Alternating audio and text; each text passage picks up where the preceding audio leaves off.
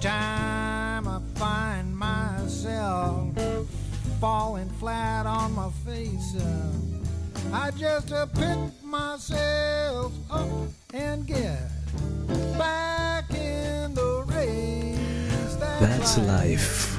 Hey, baby. Funny how it may seem. I've seen people get their kicks stomping.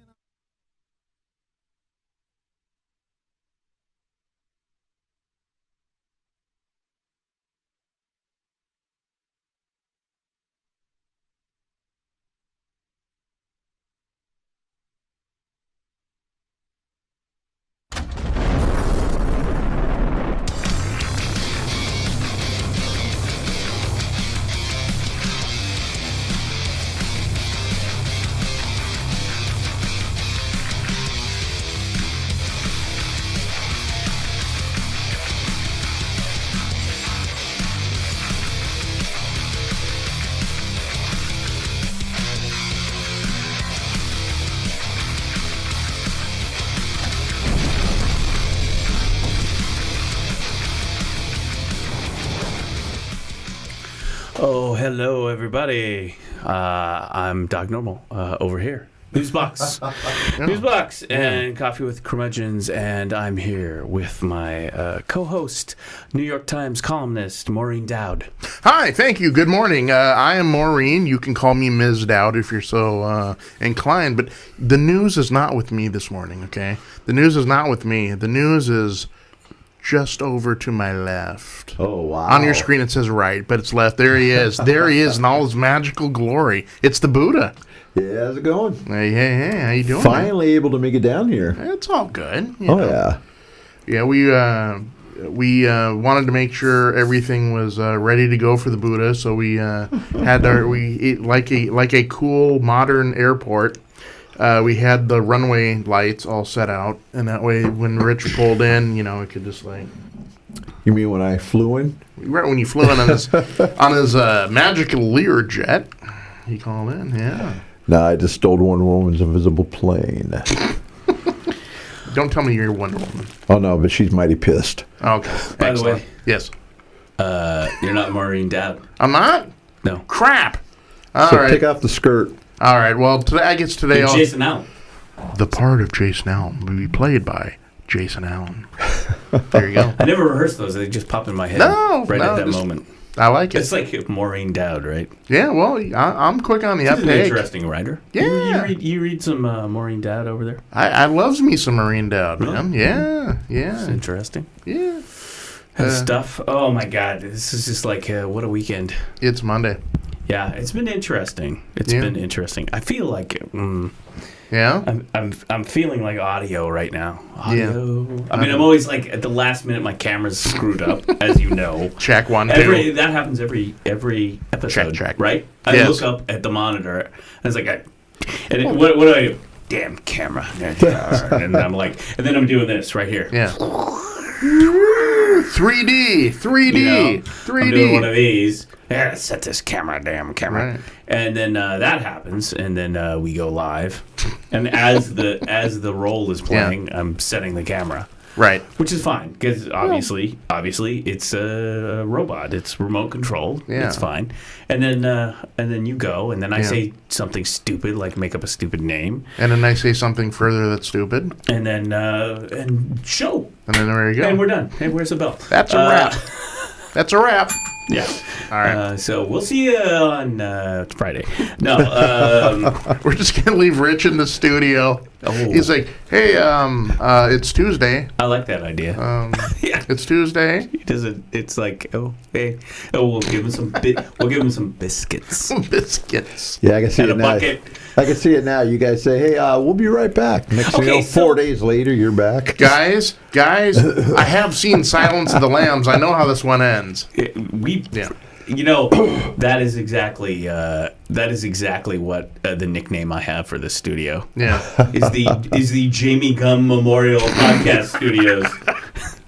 That's great. Puts the lotion on her skin. She puts on that lotion on her skin. Get down in that pit. Anyway, we talked about that. The late Jonathan Demme. Yes. Jonathan Demme, who sadly passed away recently. Who director of Silence of the Lambs, and even my more favorite movie. Okay. Stop Making Sense by the Talking That's Heads. right. He directed other cool things, but it's like, okay, I'm going to do this cool movie about this band called the Talking Heads, and then I'm going to do sick murder skin guys in a basement. I'm not sending any signals, am I? No, he was a good guy. Apparently a good guy. No, apparently, I read the memorials, and people were saying he was a good guy. So there it is. But so we're basically in Jamie Gunn's basement. This Jonathan Demme moment brought to you by. That's right. This is sad. It's always a sad story to talk about people who have passed away, right? Especially cool art people, right? But you never know what you're gonna. This podcast is like a box of chocolates. You never know what you're gonna. You never know. Hi, welcome to Forrest Gump, the podcast. You never know. Rich could be over there. I like shrimp. I like boiled shrimp. I like sauteed shrimp. I like bubblegum shrimp. He's Bubba Butte. Exactly. Bubba Buddha. I like that. I like it. So here's the problem. Mm-hmm. You're messing with my head. Well, okay. So if I'm not messing with your noggin, I'm doing something wrong here. Let's recap Friday. Okay, recap. So what happened on Friday? It's a Feel Good Friday. I got here late. Yeah, we were here at Feel Good Friday. We're doing sports. We got Jesse. We got things going on. He's Jesse, Jay-Z, the magical where's intern. Jason? We haven't heard from Jason. So I'm like, I literally in my head I figured you're you're sprawled out on 99W or whatever, and I'm like thinking the worst, because at least I would hear from you. Yeah. And then you came in. Yeah, I did. At some point I did during the show. I was like half an hour late. And today. Yeah. Today I made up for it. You show up an hour early. Right. I'm like, dude. I'm literally waking up and I looking at my text. I'm here. I'm like, dude, you don't have to overcompensate. Listen, it's 5 a.m, right? It's all dark. There's just one little candle over, right? So there's one candlelight, and I'm like, how can I mess with him on a Monday? I got it. I'll show up over an hour early. I mean, the studio is dark at that time. Yeah. I mean, it's not even. I'm like, I'm literally laying in bed. Yeah. Look at this. Literally, the first thing my alarm goes off, and I'm hitting snooze, because I can come down here. I can come out at 8:55. Yeah. I'm like, okay, everything's set up. The tech, we got the tech set up. Yeah. I mean, we could pretty much push a button and go. That's the. Well, you can push a button. I still have no idea how to do it. I'd just be pushing buttons, and next thing you know, it's like Russian TV. Oh. I don't know. It just blows up. It just starts smoking. Just when you come down here, make sure you put the lotion on your skin. Lotion on the skin. Put the lotion on your skin. I'm going to send it down in a basket. Send it down in a basket. Ted Levine. I think his name's Ted Levine, is that actor. Yeah. Fantastic actor. I've said this. I don't think I've said this on the show. If you ever just go, DVDs, go to Everyday Music, if you can find them used or whatever. Yeah. Go get this show. It's not on Netflix. It should be. NBC, back in the 80s, Crime Story. Yes, Dennis Farina. Yes. And Ted is one of the henchmen in that. He's excellent. Oh my God. One of the best shows. It's all about it's like a history of the mob. Yeah. Starts in Chicago, ends up in Las Vegas. Yeah. It's a Michael Mann thing. It was Michael Mann's next program after he launched Miami Vice. That's right. And it's, in my opinion, it's way better than Miami Vice. No offense, Miami Vice, but if you even like Miami Vice, you will love Crime Story. It's a period piece. They got all the cars and the It's good. I'm still. Andrew Dice Clay is in it. Even. Ooh. He's one of the. Oh, Manny, we gotta go meet Manny. We got a big meetup. Confab. I still have a grudge against Miami Vice though. Why? I do, because for 3 years this guy over here made me call him Crockett. Oh, really? Are you Yeah. serious? Yeah, he went through his whole Don Johnson phase where Like he'd wear back this in the day? pastel shirts and his white jacket and stuff. Back in the day? Yeah, he tried calling me. He wouldn't even call me Jason. He'd call me Tubbs. Crockett and Tubbs. What are you doing, dude? Yeah. Well, you dressed the part. Well, I'm sorry. It was fashionable back then. Yeah. Oh, it was. It was. Right. Herbie Hancock. No, it's not No? Herbie Hancock. No? I always thought it was Herbie Hancock. Hancock. No, it's not Herbie Hancock. You're close. You're close. Yeah. Was it his cousin? It's a guy. His cousin Bert. I haven't had enough coffee, so what happens is Yeah. it's a guy that It's a dude. I know really well. It's a I dude. know his work really well. Yeah. And can't think of his name Gotcha. right at this moment. This is coffee with senile Right. curmudgeons. Yeah, it's a dude. We'll just It's leave not it at Herbie that. Hancock. This guy he played with all the greats. He was the keyboardist for the Mahavishnu Orchestra. John McLaughlin, original keyboard player, and then he played with Al Di Meola. Which, by the way, Al Di Meola is playing in September, I think, here in Portland Yeah. for his Elegant Gypsy tour. Might go see that Revolution interesting. Hall. Jan Hammer. Jan Ham. Will always Okay, come- yeah, will always come yeah, to me. Yeah. The jazz fusion keyboardist from like Czechoslovakia or whatever. Right. Okay. And Now I big hit. remember. Yeah. Miami Vice. But Crime Story. Yeah. You know the theme song to Crime Story? No, I can't remember. Runaway, Del Shannon. Yeah. Doesn't get any better than that. No offense to Jan Hammer, but All I remember from Crime Story is Dennis Farina and his overcoat. yeah. You know, like the trench coat. Oh, you yeah. know, like It's all trench in coat. the fedora. You know, he's got it going on. It's like it was like that show was like the 80s. It was like Michael Mann's riff on the Untouchables, basically, kind of. You know, if you think about it, because they're all going after the mob. They're going after the street crime in Chicago. Then they unwrap it and they realize that there's more of an organized crime, a racketeering. They called it back in the day, and then they go and then they end up following him down to Vegas because they're the casinos and all that stuff. Yeah. And the dude, I can't remember the main guy's name, the up and coming mob boss. And I'm talking about there's, another guy who died last year. Bugsy Siegel, Yeah, another guy who died. the man who built Las Vegas. John Polito. Yes. John Polito, who died, he played one of the key kind of bosses in Crime Story, and that was when he played the boss in Crime Story, and that was when he was in Miller's Crossing. By the way, one of my favorite Coen Brothers movies. Miller's Crossing. Yeah. One that people don't think about. They think of Big Lebowski, Raising Arizona, Fargo, Yeah. Miller's Crossing. Miller's Crossing. That is a movie. Not that the Coen Brothers, Oh, brother, where art thou? yeah, Oh, that's a good movie. It's not like the Coen Brothers do crappy movies, but I'm telling you, if you want to go see that, Yeah. have you ever seen Miller's Crossing? I have not. I've never Jace. even heard of I it. didn't. I didn't know. not I don't even know who Miller is. Miller's Crossing. It's Gabriel Byrne. Gabriel Byrne. Huh? Who's the Albert Finney? Wow. Now Gabriel I know Byrne. that name. Albert Finney. Well, Gabriel Byrne, Usual Suspects, right? Yes. Yeah. Yes. Gabriel Byrne. Albert Finney. Albert Finney. And what's his name? John Turturro. Wow. Yeah. Well, Turturro does a lot of Coen. Oh, it's great. Yeah. It's and it's all about. It's a period piece. Yeah.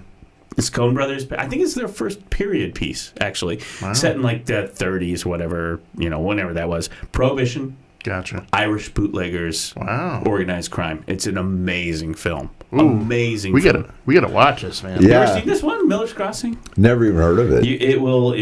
If you like gangster movies, Yeah. like I do. I like a good gangster movie. Right.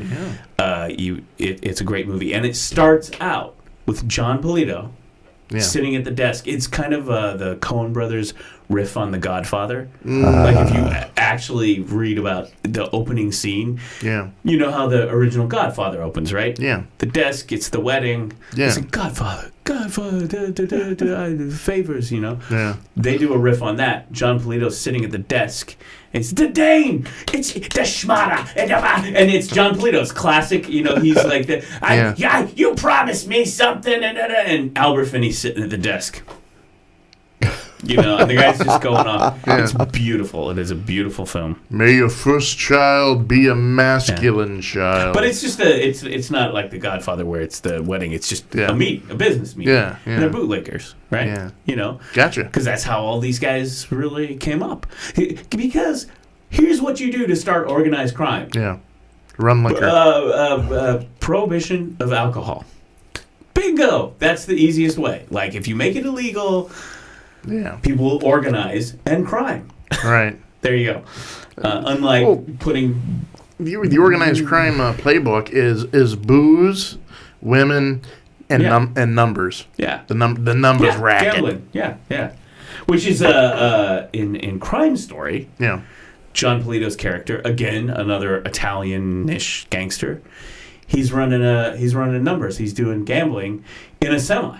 So it's like it's like knock on the door, the back of the semi opens, and they walk in, and it's this elaborate casino right in the back of a trailer. Yeah. Right? And so they're like, da-da-da-da. So at some point, Dennis Farina and the boys come in and knock some heads. Break it up, right? yeah. I love those movies, man. That's ingenious. I love this. It's a traveling numbers racket. I love it. Yeah. Well, I'm sure it's probably based on fact. It's some wise guy, Bonanno family was like running numbers in a trailer. I'm sure, Instead of Meals on Wheels, it's like Bookies on Wheels. Yeah. Well, think about it. Think about it. Yeah. That's brilliant, right? It is brilliant. Yeah. Exactly. I mean, how are they going to bust you when you're always moving? Right. You know? And it's a trailer. It's just a trailer park. You don't think there's a big elaborate casino with roulette wheels and all this in the back, right? Right. Monte Carlo on blocks. There you go. I like it. Jason's getting ideas right now. I am. Right now, I'm incubating as we speak. Well, you can get those. You can get those. Those containers. Yeah. The pods thing. Yeah. The shipping containers. I mean, people make a business out of selling those. Yeah. Like, in fact, I drove past one this weekend where it was like, if you lived here, you'd be living in a container. Ooh. I don't know. I like it. Tough crowd today. Buddha was sort of snickering, and then he was like, "Ooh, maybe I shouldn't." And I was like, "Well, I do know that they make houses out of those." Yeah. I mean, they're steel. They're trash.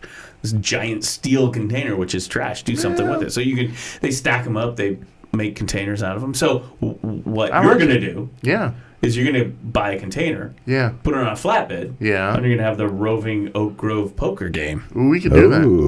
What if we bought one for NuzBox, and it's NuzBox in a box? Think about that. We're going to podcast studio. There you go. Probably would be like no bigger than this anyway. We can do it from Rich's parking lot. Yeah. Oh my God. Like, Rich, come on out of here. We're about ready to go on the air. And it's like live outside the box, but you're in the box. I just want people to be like, yeah. You in there? Hey, you in there? And then they're like the door. It's like, we're wearing tuxedos, with a cigar. Yeah, what's the password? Okay, come on. Yeah, hi. We got a hot 21 table. Come on. Right, and they're like at the door, like, yeah, hi. I'm just spreading the word of Jesus Christ. Go away. Would you like him? Right, and Rich is going to be our door guy. Come on in here. He's our speakeasy door guy. A little flap comes open. You see his eyes. What do you want? Yeah. Come on in. The numbers are hot. What's the code word? Yeah. If you want a tab, you're going to have to see the big guy back there. That's a pretty good John Polito that I'm doing this morning. Because he kind of had this schmata. Come in, give me in here. Got a hot 21 table. Let's go. We should do the rest of the show like he that. Was in. No, we shouldn't. He was in the Crow, I believe. Was he? Yes. I haven't seen The Crow in years. Yeah, no, he was in the Crow with Brandon Lee. Yeah. I was just talking about Bruce Lee and the Green Hornet last night. Love the Green Hornet. Yeah. Yeah, love the Green Hornet. And I was saying that you could go up to, as far as I know, at this point, you could go up to a certain video site that everyone goes to, YouTube, and if you search on YouTube, you can find all the episodes of the TV show on there. Well, I did it. Yep.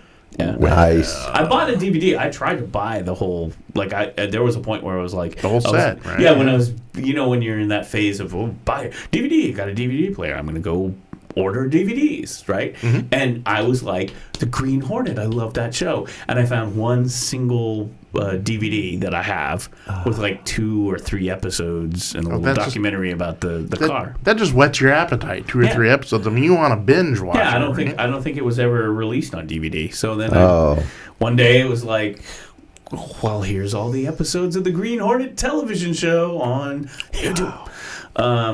Is it public domain? Is that why they haven't pulled it down? That wouldn't be public domain. But I'm surprised it's up there then. Now, the old serials, the old serials of Green Hornet and Batman and Superman, those are kind of, they lost their way. Copyright, so you can find all those on YouTube.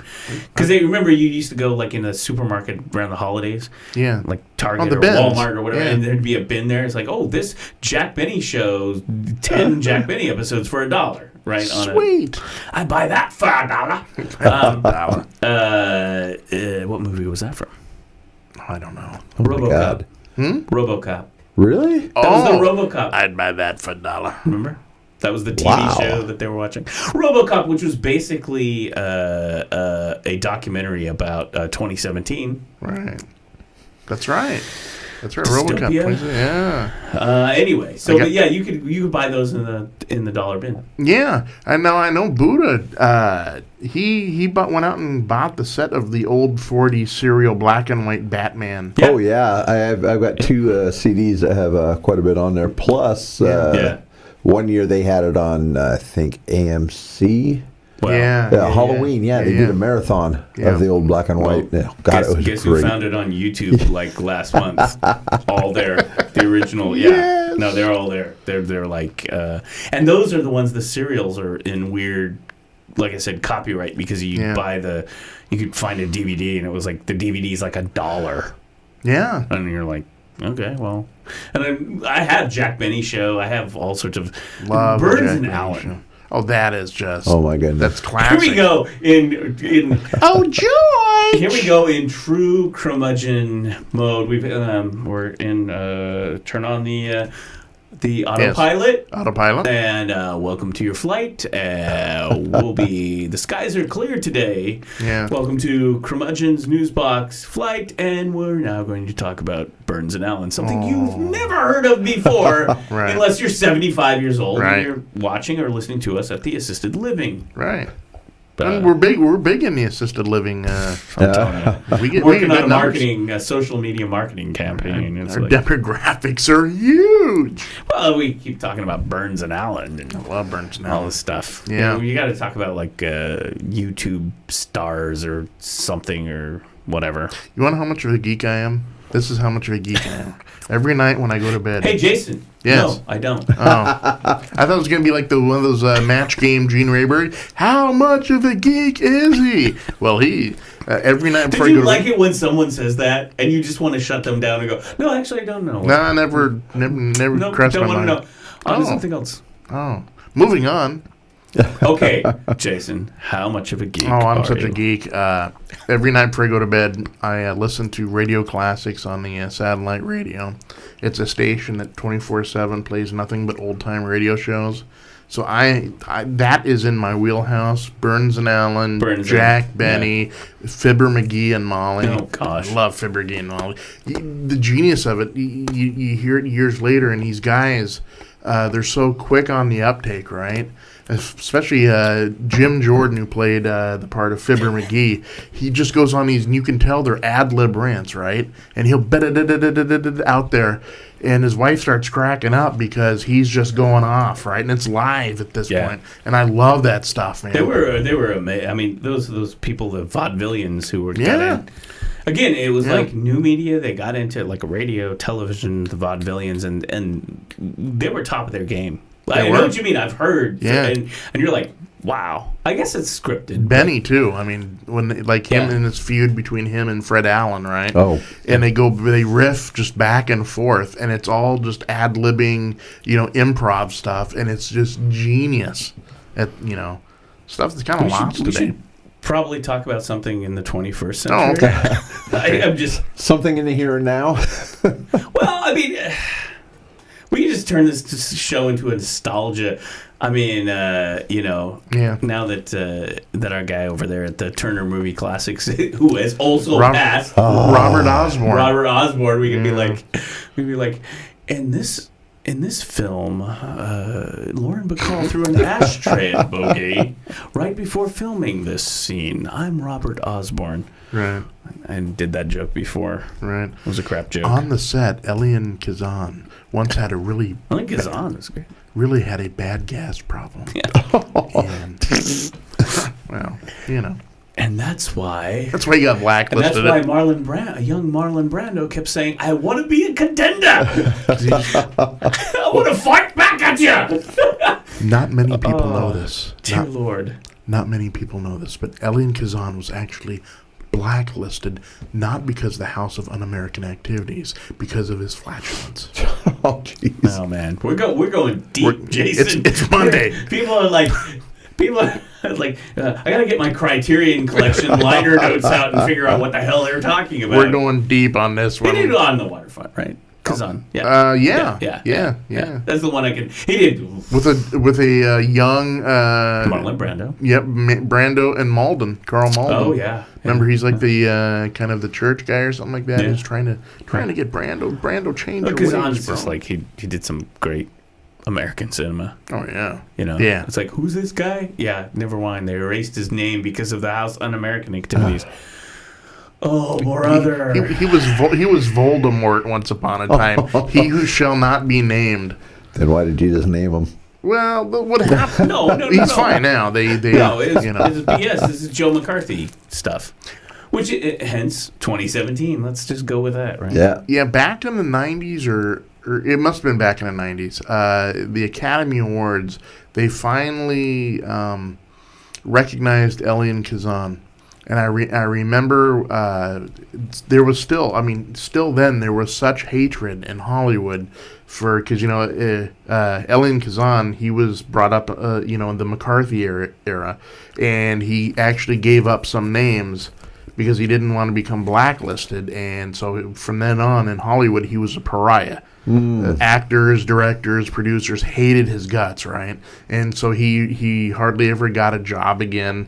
And his name was Mud. So anyway, Scorsese, the peacemaker that he is, comes up there and gives a speech where he talks about all the wonderful things Kazan did. And I still remember this day, they panned out into the audience. And actor, the Right Stuff actor, Robert Harris, is that right? I don't remember. And he's sitting there, and he has this just look of just hatred on his face, and still people were still not forgiving him like 40 years later. And anyway, that's my Elian Kazan story. Good night, everybody. Speaking of nostalgia, I was just looking at my links here, and I wanted to talk about this on Friday, on Sports Friday, but Friday got a little weird. It got a little weird. You guys are baseball guys, right? Yeah, somewhat. Him more than me. Well, you remember this guy, Doc Ellis. Yeah. Remember Doc Ellis? Pitcher. Yeah. Right here, Doc Ellis. This came up in AV Club. This was 2015, actually. Yeah. So it was a few years later. But Doc Ellis pitched a no-hitter while high on LSD. Yep. Oh, wow. True story, by the way. June 12th, 1970, one of the most important days in sports history. A day perhaps bigger than any Stanley Cup victory, any World Series, or any Super Bowl. 45 years ago today, Doc Ellis pitched an 8-walk, 2-0 no-hit victory while high on LSD. The infamous Doc Ellis. Yeah. I remember him. He was like, Pittsburgh Pirates. Yeah. He's a pirate. He was a few teams. He was like a crazy. He was like one of those crazy Bull Durham kind of crazy pants, like idiosyncratic sort of pitchers. Wow. Yeah. So I thought that was interesting. I was kind of like, we didn't share that last week, but I was like, oh yeah. It'd be great. I mean, I can't. Let's do the show on LSD. God. But I can't imagine a sporting event, especially a pitcher, and a no hitter, and he's like on LSD. It's like, what is that ball just like kind of goos out? I mean, it's kind of a Hunter S. Thompson, Fear and Loathing in Las Vegas kind of a thing. Your arm is extending out to the bat. It's like, ooh. Funny you should mention that. Oh, there was a he gave when you an, say that, Jason. Well, he gave when he first came out and said, yeah, he had pitched, his no hitter he pitched while he's on LSD, right? He said that one of the things that he loved during that game is because every time he threw a pitch, a rainbow would follow the baseball. My God. And he said he said he just always wanted to see the rainbow. So that's what he's like in the zone. He's following the rainbow. Yeah, exactly. Wow. Then he hears Kermit in the background. Rainbow connection. You're pitching a perfect game. The lovers, That wasn't too the bad. no That hitters, was pretty and me. That was pretty good. That one's not bad. Give it up. Cool. I can't do Kermit. Anyway, so all I right. saw that. Now, here's an interesting thing about, and in Coffee with Curmudgeon's Drug Talk, Ooh, that's right. a new segment for the show, Yeah, why not? regarding LSD. LSD and you. I don't have the article here, Yeah. but I've been reading these articles about microdosing. Yeah. Have you been seeing these? Yes, I see him pop up. Microdosing LSD. Now, this is microdosing LSD. So much so it's not a you don't get psychedelic. Yeah. You're actually fine. It's like LSD is okay. Ladies and gentlemen, people of gender fluid folks, everyone. I always say I hate that because I say ladies and gentlemen because that's from the old days. That's ladies and gentlemen. But it's not. We don't do that today. It's ladies and gentlemen, people who are trying to stay awake. Yeah. Anyway, so the LSD, I'm not experienced. I just bought the album, guys. I'm not experienced. Yeah. But I've spoken to people, friends who are experienced. Yeah. Yeah. But I know that the whole LSD thing, it's a very small dose. Like when you Little tab. yeah, like you don't like, is that LSD? Well, I'll just take all this. It's like, no, you don't do that. It's like Scarface, plant the face Yeah, right exactly. into the coke. Exactly. This is So we don't do that. But now we're talking about microdosing LSD, which is like a little, just a little tiny Yeah. bits, and it doesn't get you high. But what they're saying is, for depression and I heard that. for Yeah. things like getting your head right. Yeah. And all that people are doing it. It's like the big thing. And there are people. Here's the problem. There are people who are trying to research this. Yeah. But because of our drug laws, Jeff Sessions, Mr. Sessions, if that's your real Cracker? name. Yeah. I'm sorry. I'll Yeah. never like that guy. Never. Please, in the Russian investigation, boot that guy out. You mean Jefferson Beauregard Sessions? Just Is get that- him out of there. Anyway. We got a long history. Okay. Get him out of there. Okay. Anyway, so supposedly that's like kind of all the rage among entrepreneurs and people, and it's you can go about your day Yeah. and do what it is, and it kind of Gives you a snappy sort of. I mean, the brain is sunny. a big chemical kind of a thing. Yeah. So I don't know what that's all about. I would have a hard time microdosing because I want to see the unicorns and the leprechauns. I don't want none of this microdosing. Hey, I'm in a good mood stuff. I want to go full bore. I'm in a magical wonderland. Wake me up 2 days from now, See, sort of thing. It was always with me with the drugs Ayahuasca. when I was a kid. Yeah. It was always like, oh, hey, you ever tried drugs or whatever, Doc? It was like, you into it? And I'm like, no. Why not, man? You see unicorns and rainbows. It's like, no. I read all the people who had the bad trip that saw the devil and stuff, and that's going to be me. There ain't going to be no unicorns and rainbows for Doc Normal. There's going to be the devil, Pinhead, Jimmy Gum. You put the lotion on. That's going to be Doc Normal's trip, and Doc Normal's not going to like it. So Doc Normal's going to just stay away from the drugs. Period. It's like Duck Duck Goose, right? Happy rainbows, Satan. Yeah. Yeah, no, this is exactly why I never did the psychedelics or any of that, because I'm just like, I think it's cool for you all. If it works Doc's for you. got a kind of a dark spirit back here. I don't think we want to open that up on the world, you know. Right. But anyway, so yeah, I've been reading about this microdosing, which is like a whole different thing, and they're trying to research it. There's also the magic mushrooms. There's also been people been microdosing that too. Yeah, as a remedy for depression. Like, because it just kind of goes in, rewires the head a little bit, and you're like, oh, I'm fine now. That's good. That's interesting. So, but here's the thing: we live in this society that's so incarceration, puritanical. It's big business. Yeah. It's like, you jaywalked there, prison for 20 years. Let's make the money. There's a road I don't want to cross then. Yeah. No. So I mean, it's like it's the same thing with weed, with the marijuana. Yeah. Right? It's like, welcome to Drug Real Talk with Doc Normal. The one guy you don't want to. Anyway. We got to give him a more snappy name. What if we called Smack Talk? Yeah. Right. Rich is. We just pan over to him and he's like putting this tubing around his arm. No. Come on. He's He's tapping his veins. What's wrong with you? Why do you always have to go to the extreme and make it disgusting?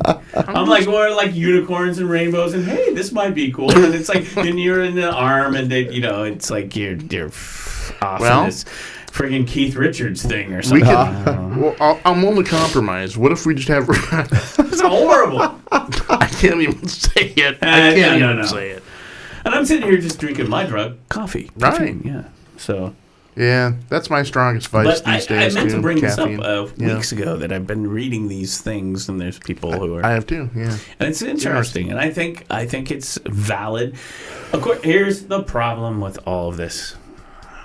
We're not supposed to get political, but the deal is it's like when you're talking these things, there's no profit motive because it's not patented. It's not something. I mean, this is the whole problem with the cannabis and all that. It's not patented. It's a natural thing. But okay, Monsanto will try to patent it because they patent everything. They patented me. I'm not a vegetable. Well, I will be in a week or so. Anyway, that's next week. Let's talk about now.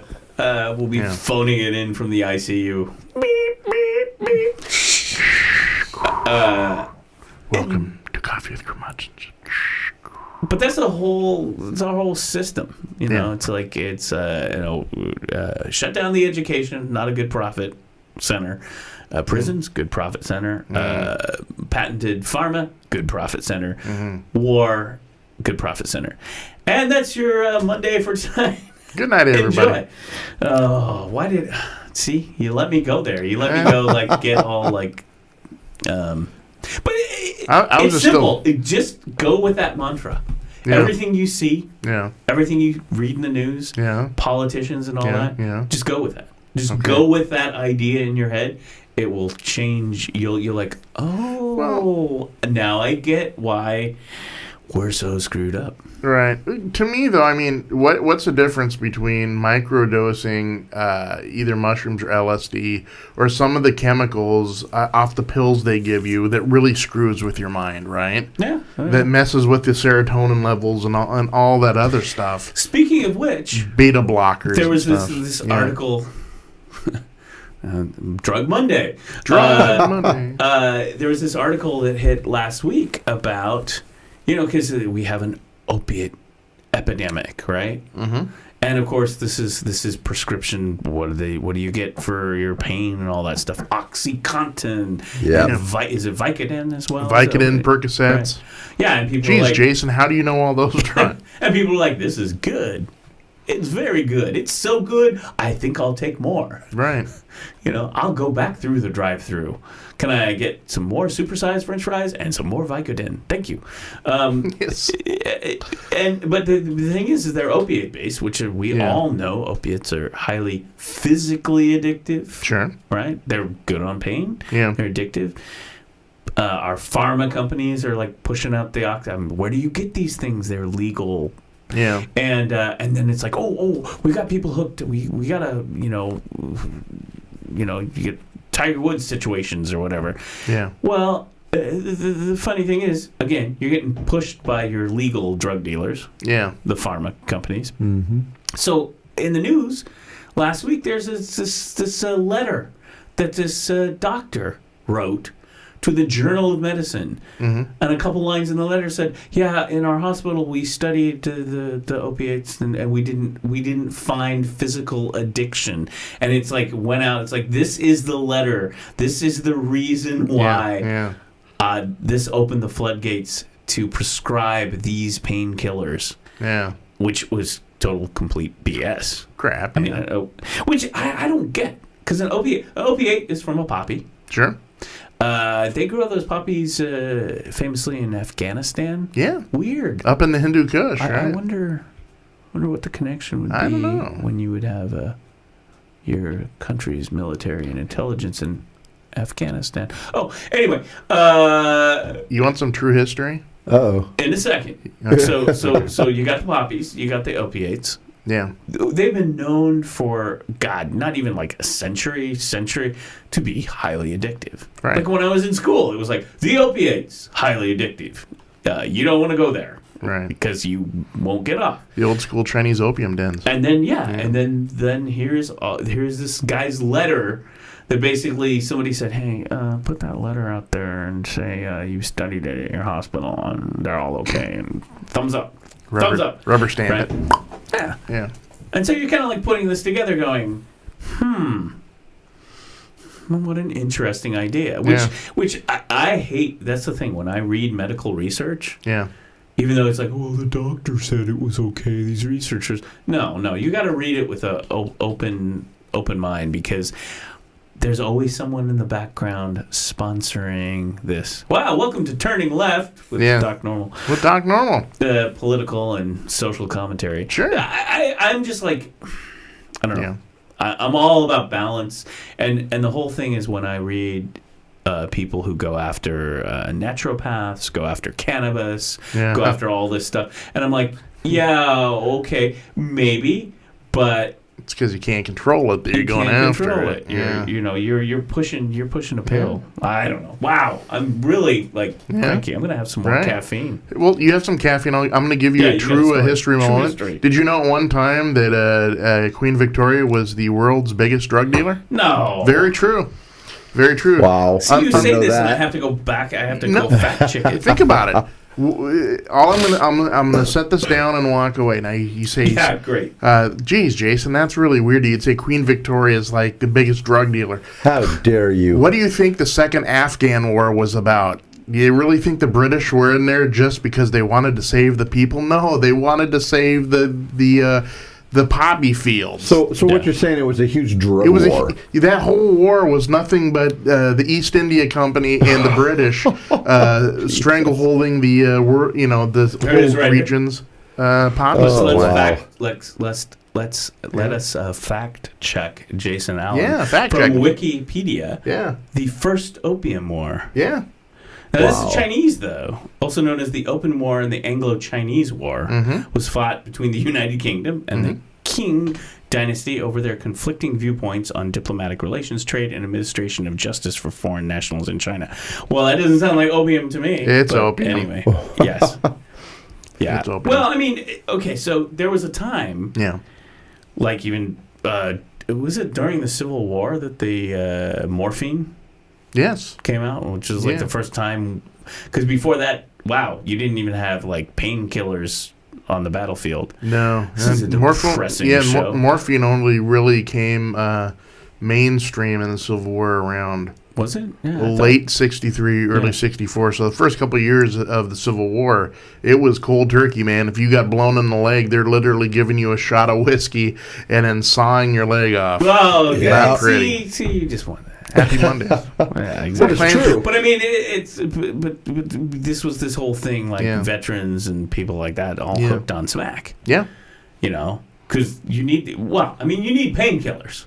You need painkillers. Yeah. All right. But I don't know. See, I'm just like, it's 2017. Yeah.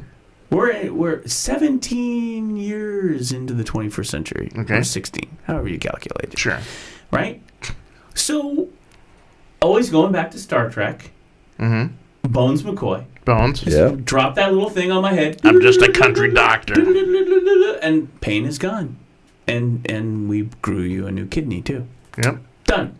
This is the 21st century. We don't need this stuff anymore. We can do this with the whole band thing on the him. head. Yeah. Come on. Why are we Bones doing knows that? what's going on. Profit motive. I'm sorry. Bones knows what's going on. Man, we got to dig this out. So Damn it, how about damn the it, Jim. sports? I watched this Champions League. Yeah, that's right. It was a big thing. I saw this article that literally 170,000 people were heading over to Cardiff and Wales. Yeah, Cardiff is tiny. Cardiff is a tiny. I did not know it was that tiny. I thought it was a bigger. No, it's a small. I'm thinking. So I've never been there, but I've talked to people who've been there, and I'm thinking kind of Portland-ish, maybe at best. Okay. Maybe even smaller. So it's like Portland hosting the Super Bowl. Yes. Jeez. Yes. It would be, or worse. Yeah. So 170,000 soccer fans go to Cardiff, Wales. Yeah. And their downtown is small. They got the big soccer stadium in the middle of downtown, tiny downtown, maybe more like Vancouver. I don't know. And so they got the Champions League final there. That's right. They're closing airports and all of that. Cardiff, you know where you see Cardiff is. Watch the new Doctor Who TV shows. Yeah. It's all mostly filmed in Cardiff. Okay. So beautiful town. Yeah. But it's in Wales, so it's kind of like Portland, Seattle. It's like the weather's like, it's not like it is today. It's not sunny. It's like a lot of... You also had the Michael Jordan of soccer show up, Ronaldo, right? Yeah. So it was like Juventus, and the first half was challenging. It was equally matched, and they got 1-1. It was like 1-1. Ronaldo got the first goal. Yeah. Because Ronaldo. This guy's blowing me away. Yeah. And then the second half, it was pretty much Madrid. Floodgates open. Just like, know. The most beautiful goal was Juventus' goal. It was almost like a bicycle kick. It was a beautiful goal. The old Pele. Yeah. But Ronaldo got 2 goals, 4-1. Ronaldo got 2 of them. This guy's unstoppable. I mean, this is like, and this is what's fun for me. I don't care. It's just fun for me to watch that guy play. Right. I mean, he's at that superstar. Yeah, it's like watching Steph Curry play today or watching Jordan back in the day do his stuff. Boy. I mean, you may not like the Bulls or be a big fan of him, but you appreciate the guy just like he's the creme de la creme, right? Yeah. So I mean that happened. That's I was trying to look here. I posted. Oh, here we go. This is a good one. I like. Of course, it's a good one. Because I posted it. Okay. So this was this is Ronaldo on his Instagram, and he sells fragrances and jeans and whatnot. Oh, here, let's put it up. There's Ronaldo. There he is. And I basically said, time to go to the day job. Right. Which is a sucker. Anyway, but yeah, you follow him on Instagram, and the guy's like a male model and all these things. He would lift weights, so his kick is amazingly powerful. Yeah. So we need on to the World Cup. We need cool names like that. I know. Like Ronaldo Butte. That's a cool name. Yeah, but you have to actually do something to get a cool name like that's that. right. Crap. Like Pele, Ronaldo, Jordan. You actually have to achieve something. Madonna. You mean doing a cool morning show doesn't get you to? Yeah, I don't know. Still work on it. I don't know. So that was interesting. Yeah. So that was a good game. Then we had what else did we have? Oh yeah, watch the finals. Right. NBA finals. Right. Honestly, I just kept glancing at the TV and talking. It was just like, it's like, what else are you going to do? Well, the best thing about the finals, at least over the weekend, is LeBron after the game. He gives this real short, very curt speech, and he tries to leave. Of course, one of the reporters there followed him, and then he just, he asked LeBron a question. LeBron just did not like it, so he just turns around and Now the question was, I'm going to pull it up here. Yeah, it was beautiful. That was like a classic LeBron, and I was like, no, he's right. I get it. After Game 2 loss against the Warriors, LeBron skipped out. He skipped out on the post-game interview, and people were like, "Why is he not here?" And he said, "Well, I'm tired of the way it's set up, and I gotta wait, and I gotta sit around, and then I do the thing." And I could blame him. He lost. He's LeBron James. It's the finals. He lost the game. Yeah. Don't show up for the interview. Right. Right? I'm a fan. I don't need to hear you talk about the loss. Yeah, and so they'll fine you if you don't. Well, I know, but I think he has a point. And so he goes to the locker room where the reporters catch up with him. Yeah. And the reporter, here it is right here. LeBron was asked, I got it right here. Let me just pull that up. He's asked in the locker room about okay, are you you're gonna what's it like? You got to defend the home court, right? You're going back. Are you gonna what do you think about defending home court? Yeah. And LeBron's answer was, "Are you a smart guy? If we don't defend home court, what happens?" Right. It was just like, well, yeah, And then literally the guy goes, I'm asking you. And he goes, no, you answer my question. What happens if I don't defend home court? Right? He's like, what happens? And the guy's like, da, da, da, da. Because it's basically LeBron's calling this reporter out going, dumb, stupid question, right? Dude. I mean, yeah, we're going back to Cleveland. We're defending home court. You got anything better for me? Yeah. I mean, some of these sports reporters are idiots. I'm sorry. Well, I mean, it was like the guy who asked Bastian Schweinsteiger in Chicago when he joined the Chicago Fire if he was going to bring the World Cup to Chicago. And then they're like doing a translation thing, and the guy's like, looking at him like you're just an idiot. You're an idiot. Yeah. What side desk reporter are you to come? I mean, but it's like it was a stupid. So I looked at this and I'm like thinking, okay, what is this? And I looked at LeBron's reaction and everything, and I'm like, the guy's asking him a stupid question in the first place. I'm 100% team LeBron on this. It's like, don't go to the podium. Yeah. You lost. You don't have to. What are you going to say? Hey, we lost. Hey, or are you going to ask some analysis, some deep analysis of the game? But don't follow a guy in the locker room and go, what about defending the home court? Well, what about it? I don't think it's as innocent as that. A lot of these guys, these sports guys, they'll ask really dumb, provocative questions, hoping that the guy goes off.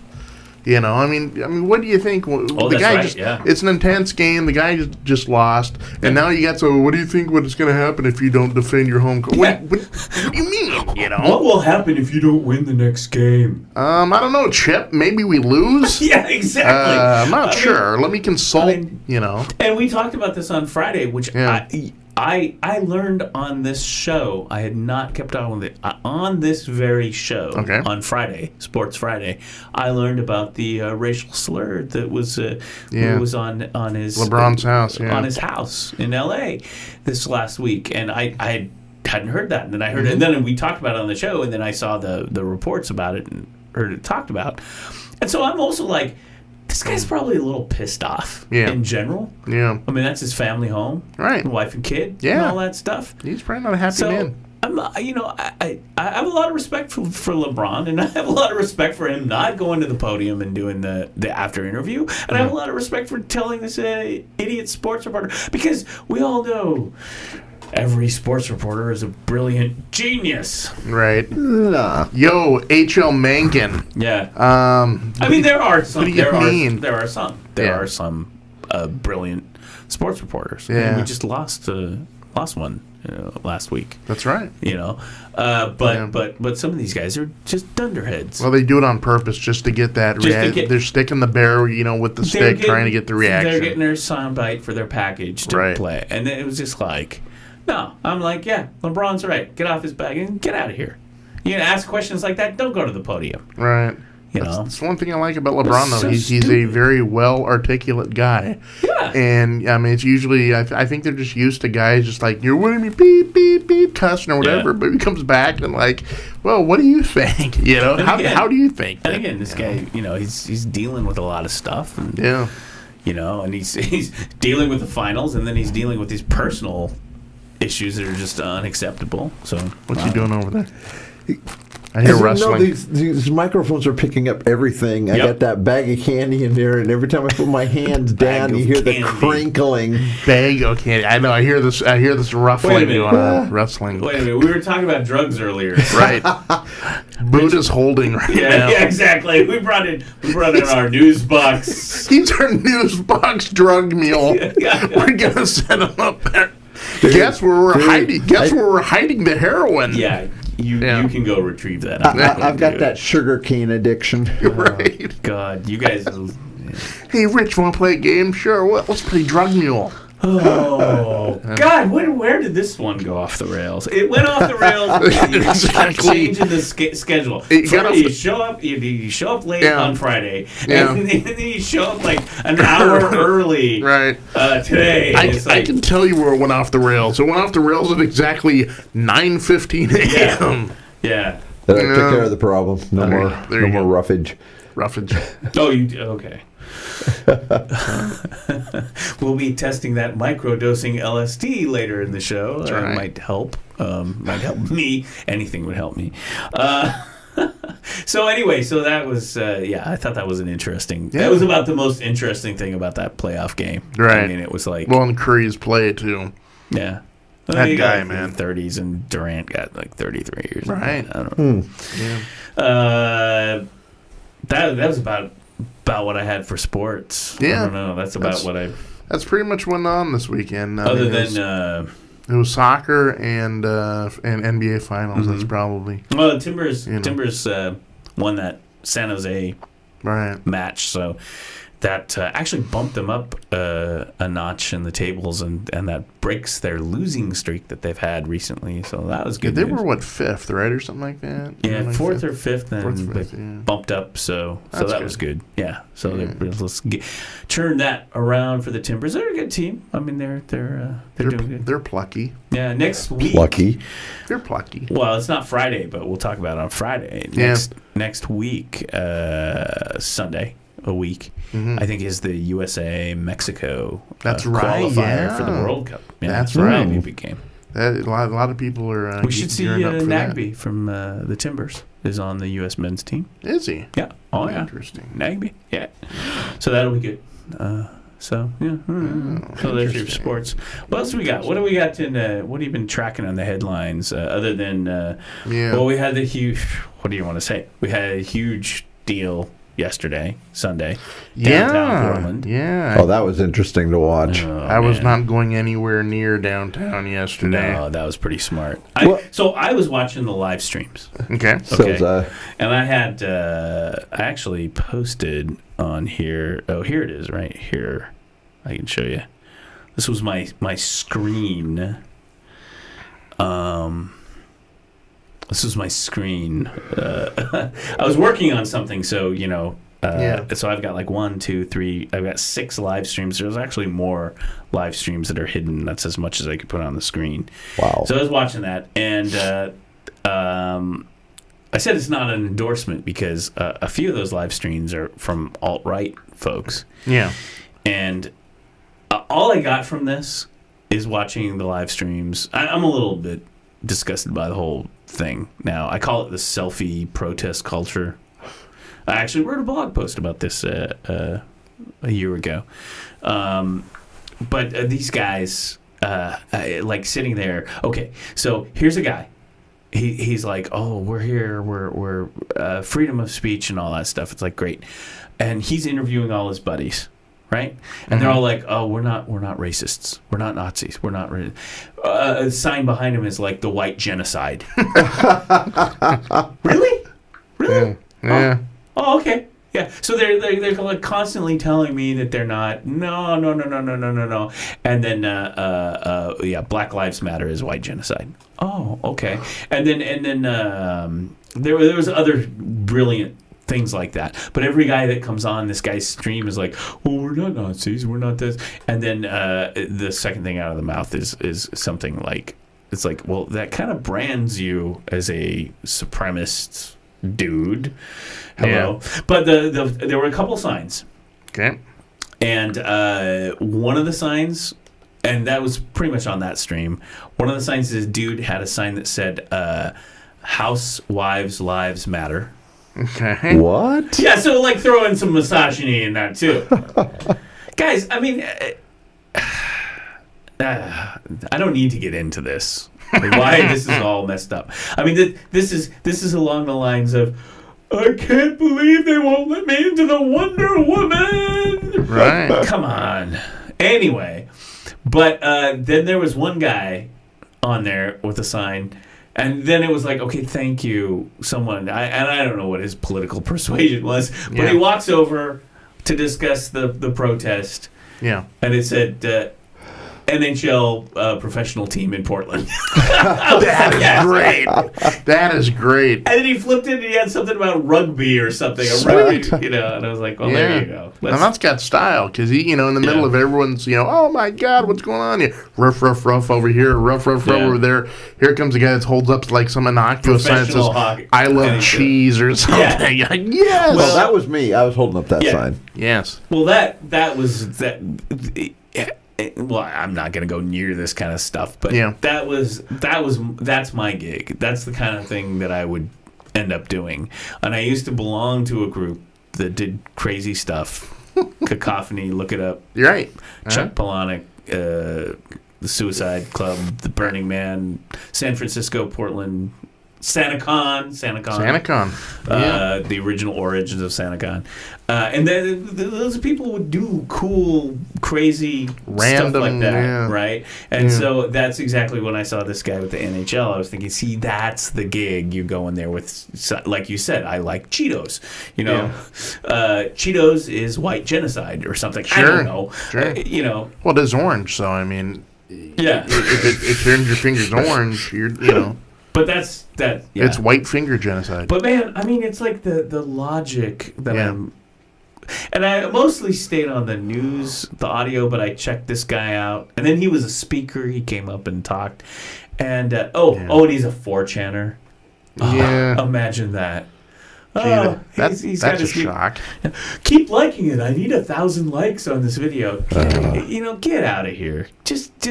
Oh, and the other thing is this dude. Mm-hmm. This is the best thing ever. If you look at this guy's picture, and if you look at he's actually in one of the streams there. Yeah. The dude's look, his white look, it looks like he really took John Goodman's character in The Big Lebowski to heart. With the aviator glasses and the hair and everything, and I'm like, dude, that was a movie. It was like that's all I could think of watching. It was like. John Goodman in The Big Lebowski. Right. One time I got to be more. No, you don't.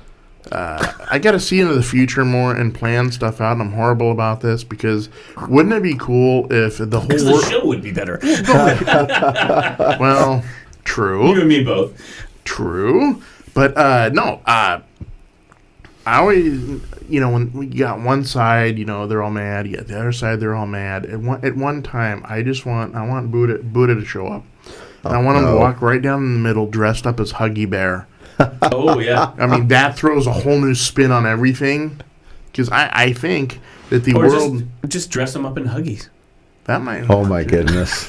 Oh no! Yeah, we are working on a budget, so that might be pretty good. We can't afford the platform shoes. We're just gonna go ahead and get them diapers. Well, I mean, it's just I don't know. This guy. I mean, the thing is, I thought about talking about him, and then it's like, well, I don't want to. I can tell you his name and show him to you, but my thing now is don't bring attention. Like if we didn't bring attention to these asshats, that's what they want. I've said this before. I mean, people want the attention. So just don't do it. Just don't. But don't give them free press. But what a and it's like, oh, 4chan. Oh, good. Oh, look, someone dressed up as Pepe the Frog. And boy, man, I gotta tell you. Yeah. Okay, so here's how genetics works. Oh, here we go. Here's how genetics. Folks, we are now going down that rabbit hole. Yes. It's here's how genetics works. It's the science of genetics. Gene pool, small and close in, bad. Gene pool out there, diverse, good. That's just how genetic works. So you're saying it's called interbreeding. It's bad in biology. So you're saying don't swim in the shallow end of the gene pool? Exactly. Okay. And Gotcha. what's always interesting is when you see these groups, that horrible scourge that we all know called white genocide, because I know I wake up every day worrying about it. Keeps me up at night. Right? It's like, have you read your history? The whites are the genociders, not the genocidees. Right. Hello, wake up. Yeah. So not a worry. Don't worry. Yeah, we're the tools that came up with Manifest Destiny. Yeah. This is such a wonderful Monday program. Such a dark show. I know. Everyone wants to be on LSD after this one, man. Well, apparently that's good for you. Yeah. But here's the thing: when you see these folks talking about all this nonsense, and it's nonsense, it's complete nonsense. It looks like the gene pool's a little thin with some of these folks. I mean, it was really there was like an old lady with her old husband, and then her. Let's face it, her slow kid. I mean, I'm sorry. Wow. That's what I'm gonna call it. No. Wow. No, look. We had this. I'm not gonna go there. This is gonna be great. I want to see how he digs himself out of this one. This is gonna be cool. Who's one of the most articulate presidents we've had recently? Who that? What? I don't know. It's just. Anyway, no, literally. Like, you watch this and you start chuckling and laughing because it's like, you're like, are you kidding me? Like, this is not the presentation you want. Maybe you could say like a Chris Hitchens or Sure. It's just some of those people, like kind of alt-right people who are very articulate or whatever, Sure. I mean, we talk about conservative, not that you would consider Buckley alt-right, but he was conservative, arch-conservative, highly conservative, yeah. And could present an argument. But you get these groups of people together and you're just like, I'm listening to the hillbilly music right now. I'm going to go watch Deliverance. No.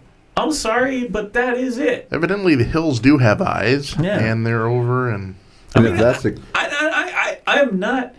not even making a social argument. I am making a scientific argument. Studied anthropology in college, which you didn't do out there. I'm talking to our audience is highly educated, but those people, right? Yeah. And you don't even have to go to college. Just read a book. If you could read. Other than the sign that you misspelled. We are alienating so many people. No, now. we're not alienating. This is bullshit.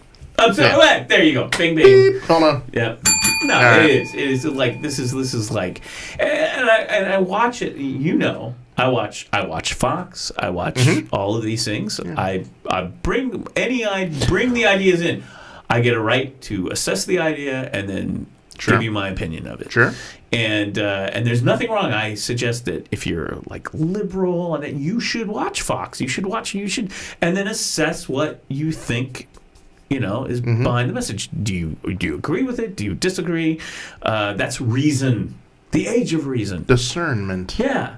Am I wrong about this? I mean, it's and so I'm watching these guys, and I'm just shaking my head, going, There's no sense of history here. There's no sense of science here. There's no sense of anything here other than I'm on the boards in 4chan and I got my YouTube channel. Like my channel.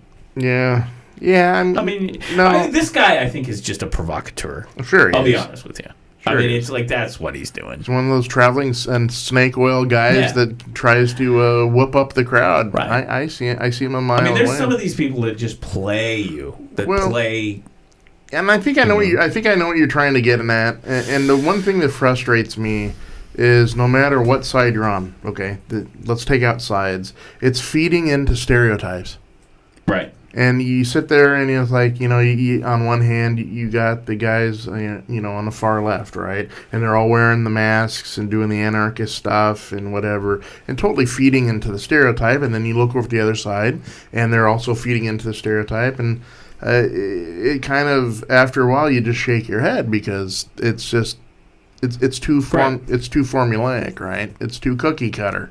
And I think those guys that travel around, they know exactly who they're dealing with, and so they do all the gaslighting and all the, let's poke the bear to see what sort of reaction we get.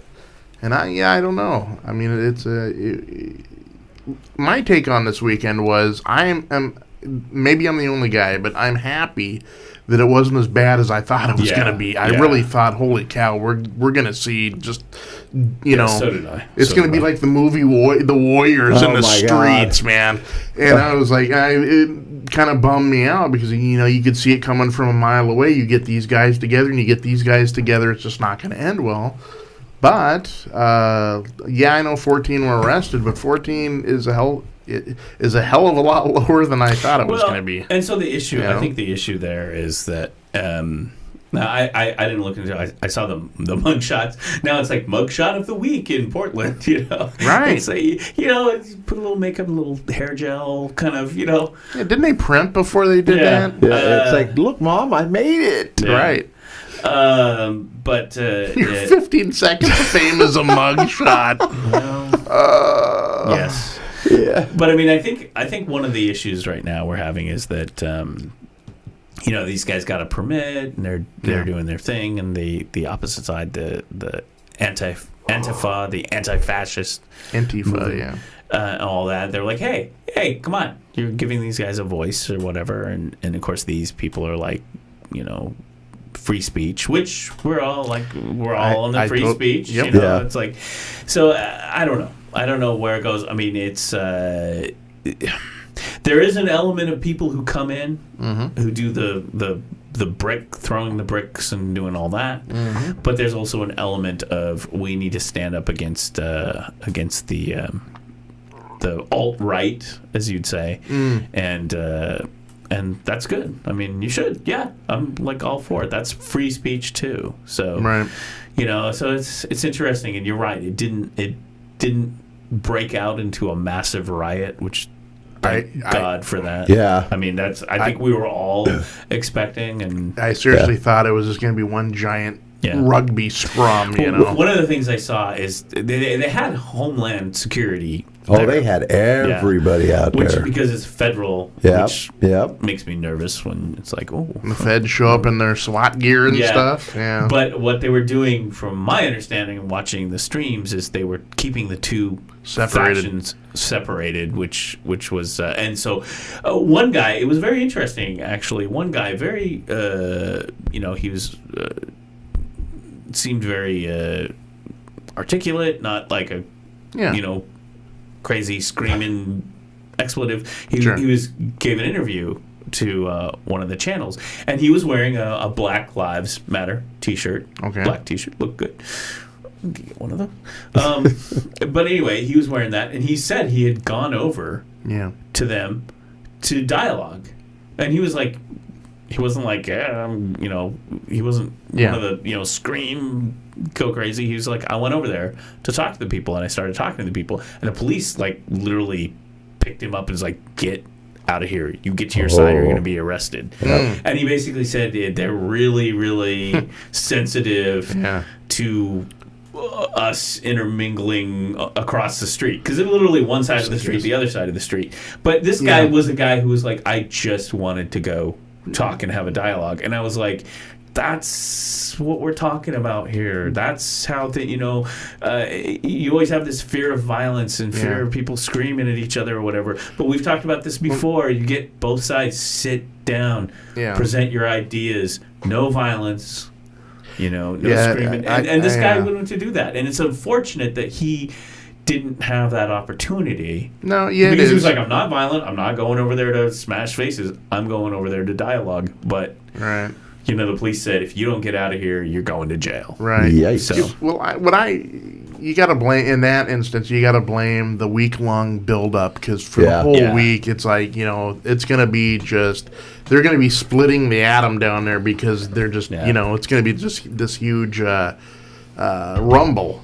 And so when people like, no, I just want to talk and stuff, I'm sure they come. And to those police guys that showed them, they probably were scared out of their wits. They're in the middle of, Yeah. And there were a lot of people of different political persuasions. The ACLU was down there with observers. I even saw the ACLU. They wear shirts that say like ACLU observer or whatever. Yeah. And I saw people. Literally, like a guy with a collar that had a vest on that was a clergy observer, and I was like, I don't know what that is. He's there to give last rites in case the fight breaks out. Yeah, right. But the bottom line is you're absolutely right, Jason. It's like it didn't go insanely violent or all this other things. And thank God it was anticlimactic, right? Yeah. I was surprised because we were all expecting the worst. So I just figure, I looked at the whole thing with the live stream and all these folks, and I just figure, the out-of-towners who come in, like it's June, summer, hey, we're going to go summer in Portland. They just figured, this must be the start of the Rose Festival. Oh, no. The problem is they took a wrong turn and they thought it was the fun center, right? Exactly. They're like, Mom, can we get those bracelets for all the rides? Where are those people in SWAT gear? This ride is to raise awareness about white genocide. Right. Oh God. My gosh. Anyway, as they're tear gassing, let's just spin them around and around and around like the Vomitron. Are you saying you're gonna spin me round? Like a record, baby. Like a record, baby. Yeah. I think we lost. Dead or alive. We lost him too. Yeah. He passed away. It's just like the show. This is like my grandma is in heaven right now enjoying this show. It's like, you're talking about the people you've lost, and they're here with me right now. Yeah, exactly. In fact, my grandma from Dead or Alive, that I would go to heaven to see. Who are you? Why are you wearing that eye patch? No, I mean, gosh, we're gonna change the name of the show. It's no longer gonna be called Coffee with Curmudgeon. It's gonna be called In Memoriam. Oh, jeez. All we do is talk about. It's so dark. It is dark. This is dark for Monday. Dude. This is like a Schindler's List show. Oh God, come on!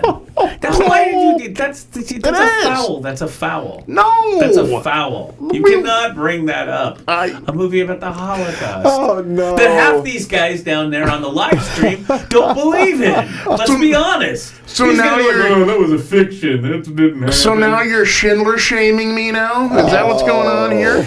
I'm being Schindler shamed. Here's the thing. I have a rule. You can only invoke a Schindler's List joke if you call it the summer feel good movie of the summer, because that was the whole thing. That was the joke of that was a year.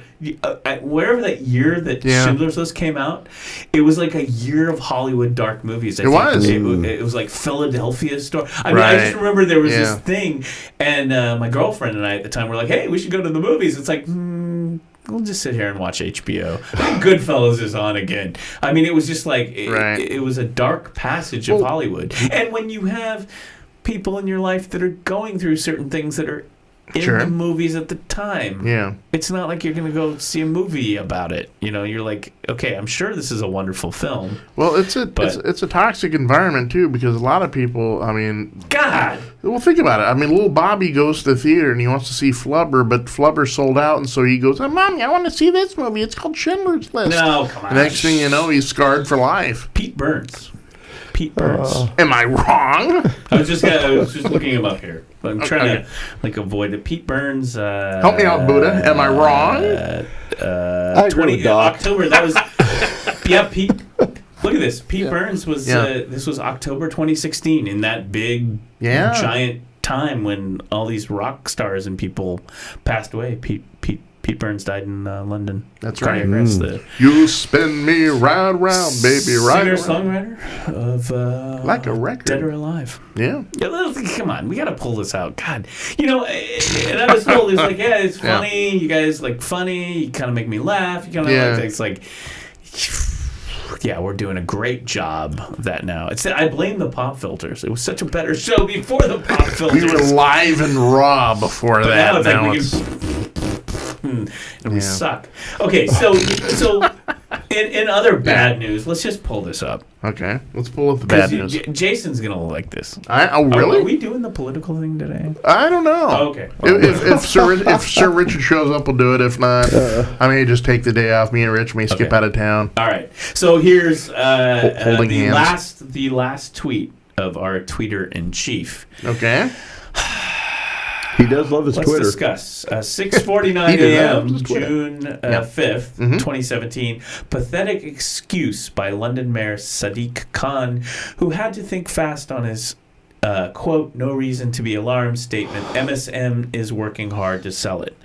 So that is from our president after a terrorist attack in London. What do you expect? About the mayor of London. Right. What do you expect the mayor to do? Get on there and say, everyone riot? No, it's not even that. It's not even that. Yeah. It's the fact that the guy, the Twitter in chief, tweeted that.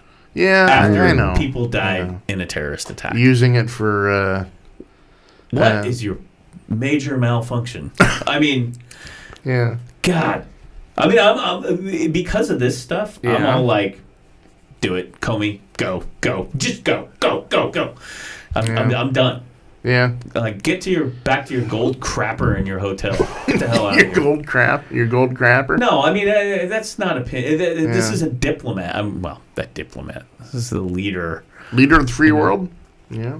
You know what they should do? They should get Barack to read his tweets.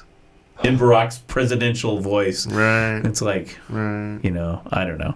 But this is after a terror. No. This is after a terror attack in our bestest ally. Because these are, like, we're told, right? We told Euro, Germany, France, and all that stuff, go piss off, guys. These are our bestest allies. This special relationship, remember? Right. And what are we doing? We're like, we got terrorist names and stuff. Let's release them to the press, right? And our bestest ally is going, hey, I thought we were besties. What are you guys doing over there? We have a special relationship. Let me throw this. Let me throw this out there. I'm thinking instead of Barack doing it, let's bring out the big guns. Okay, the big guns. Yeah. James Earl Jones. Oh yes. Let him do the voices for that. No. He's too good for that. It's like I like. I did the. How about Kenneth Branagh? You're not a hippie from the '60s, right? Peace, love, dope. Yeah. Or we do Kenneth Branagh to do like a really cool Shakespearean sort of. No, you can't. I mean, it's just like, what are you thinking? Gilbert Gottfried. We'll get him. No, we'll get William Shatner. Ooh, Shat. There you go. We'll get the Shat man. He can do it. See, we're trying to make this funny, but I'm just disgusted. No, I'm just flat out. I mean, an ally, our special ally, just had another terrible terrorist attack yesterday. Yeah. And this is what this guy's coming up with. Yeah. What are you? Yeah, I know. But at least we could do is Shatner it up. No. You know what? There's nothing funny about it anymore. It's just stupid. It's just stupid. Yeah. And I thought that people, like, maybe, in the family or whatever, we're going to grab that phone out of your freaking 6 a.m. hands. Out of his cold, dead fingers. And, hey, no more, But, we've got guys who are, like, on live streams trying to explain that they're not... Who? us. Yeah, exactly. Us, okay. No, not us. Oh, okay. I'm talking about... Anyway, boy, I'm in a foul mood. You are in a foul mood. It's me. It wasn't I woke you up early and it's all your fault, ball guy. Well, no. Here's what happened, right? So the wife drops me off. I had that blue chair. So I sat down in the blue chair. I was checking on the internet, and then suddenly the window goes flying open, and I see a head pop out. And, what do you want? And I was like, well, hey, Doc, I'm just here now. Why are you here so damn early? I said, well, the kids had a dentist appointment. Making up for Friday. Right. See, that's what I'm doing. I'm making up for Friday, I mean, so that way, on this Friday, I'll be right on time, and we'll be business as usual. I got to show you this one. And I'm going to give him, is this his or not? I'm gonna give him credit here. This is my friend Jerry on Facebook. Jerry. Hey Jerry, how you doing, Jerry. man? I don't think he will listen to the show. I was like, no, I don't need that. This was found in Portland. Monsanto Community Garden, lab to farm to table. Curated collection of botanical bliss. Wow. Anyway, Monsanto. Apparently, it was a joke. Were they glowing? Well, he said a curated collection of botanical bliss as unique as Portland itself. Join the conversation. And then it has links to Monsanto. It actually, I looked, the Twitter real link links actually went to the official Monsanto link. Wow. But I was like, what is this? Are you kidding me? And people were like, it's a joke. Trust me. Well, But it's a fine be. sign with the logo and everything. Lab to farm to table. Monsanto. That's great. Seed down Roundup hashtag. Oh. Yeah, Monsanto. Yeah, Roundup. Yeah, Roundup's bad. You know, here's the thing about Roundup. Yeah. When I was like a kid, Yeah. my dad, Mr. Landscaper, which, by the way, never ask me what I think of landscaping. You can take your landscaping and show it. I'm going to go out in the woods. So you're anti-landscape, yeah? Anti-landscaping. I do not like it. Because when I was a kid, my dad was practically eating Roundup out of the box. He was like, I'm going to put this here and there and everything. It's like, I am Roundup. So that's Doc, the problem. Doc, where do you come down on the Roundup issue? It's bad for you. Bad for you. Right. Now watch. Now Monsanto will be calling. Hi, hey, remember that thing you did about Roundup? No, here's the thing I don't like about that whole situation. They patent genetically altered seeds. Yeah, they patent it, and there was we had this on our ballot, so we can talk about this. You can't sue us. Sure. We had this on the Oregon ballot. Yeah.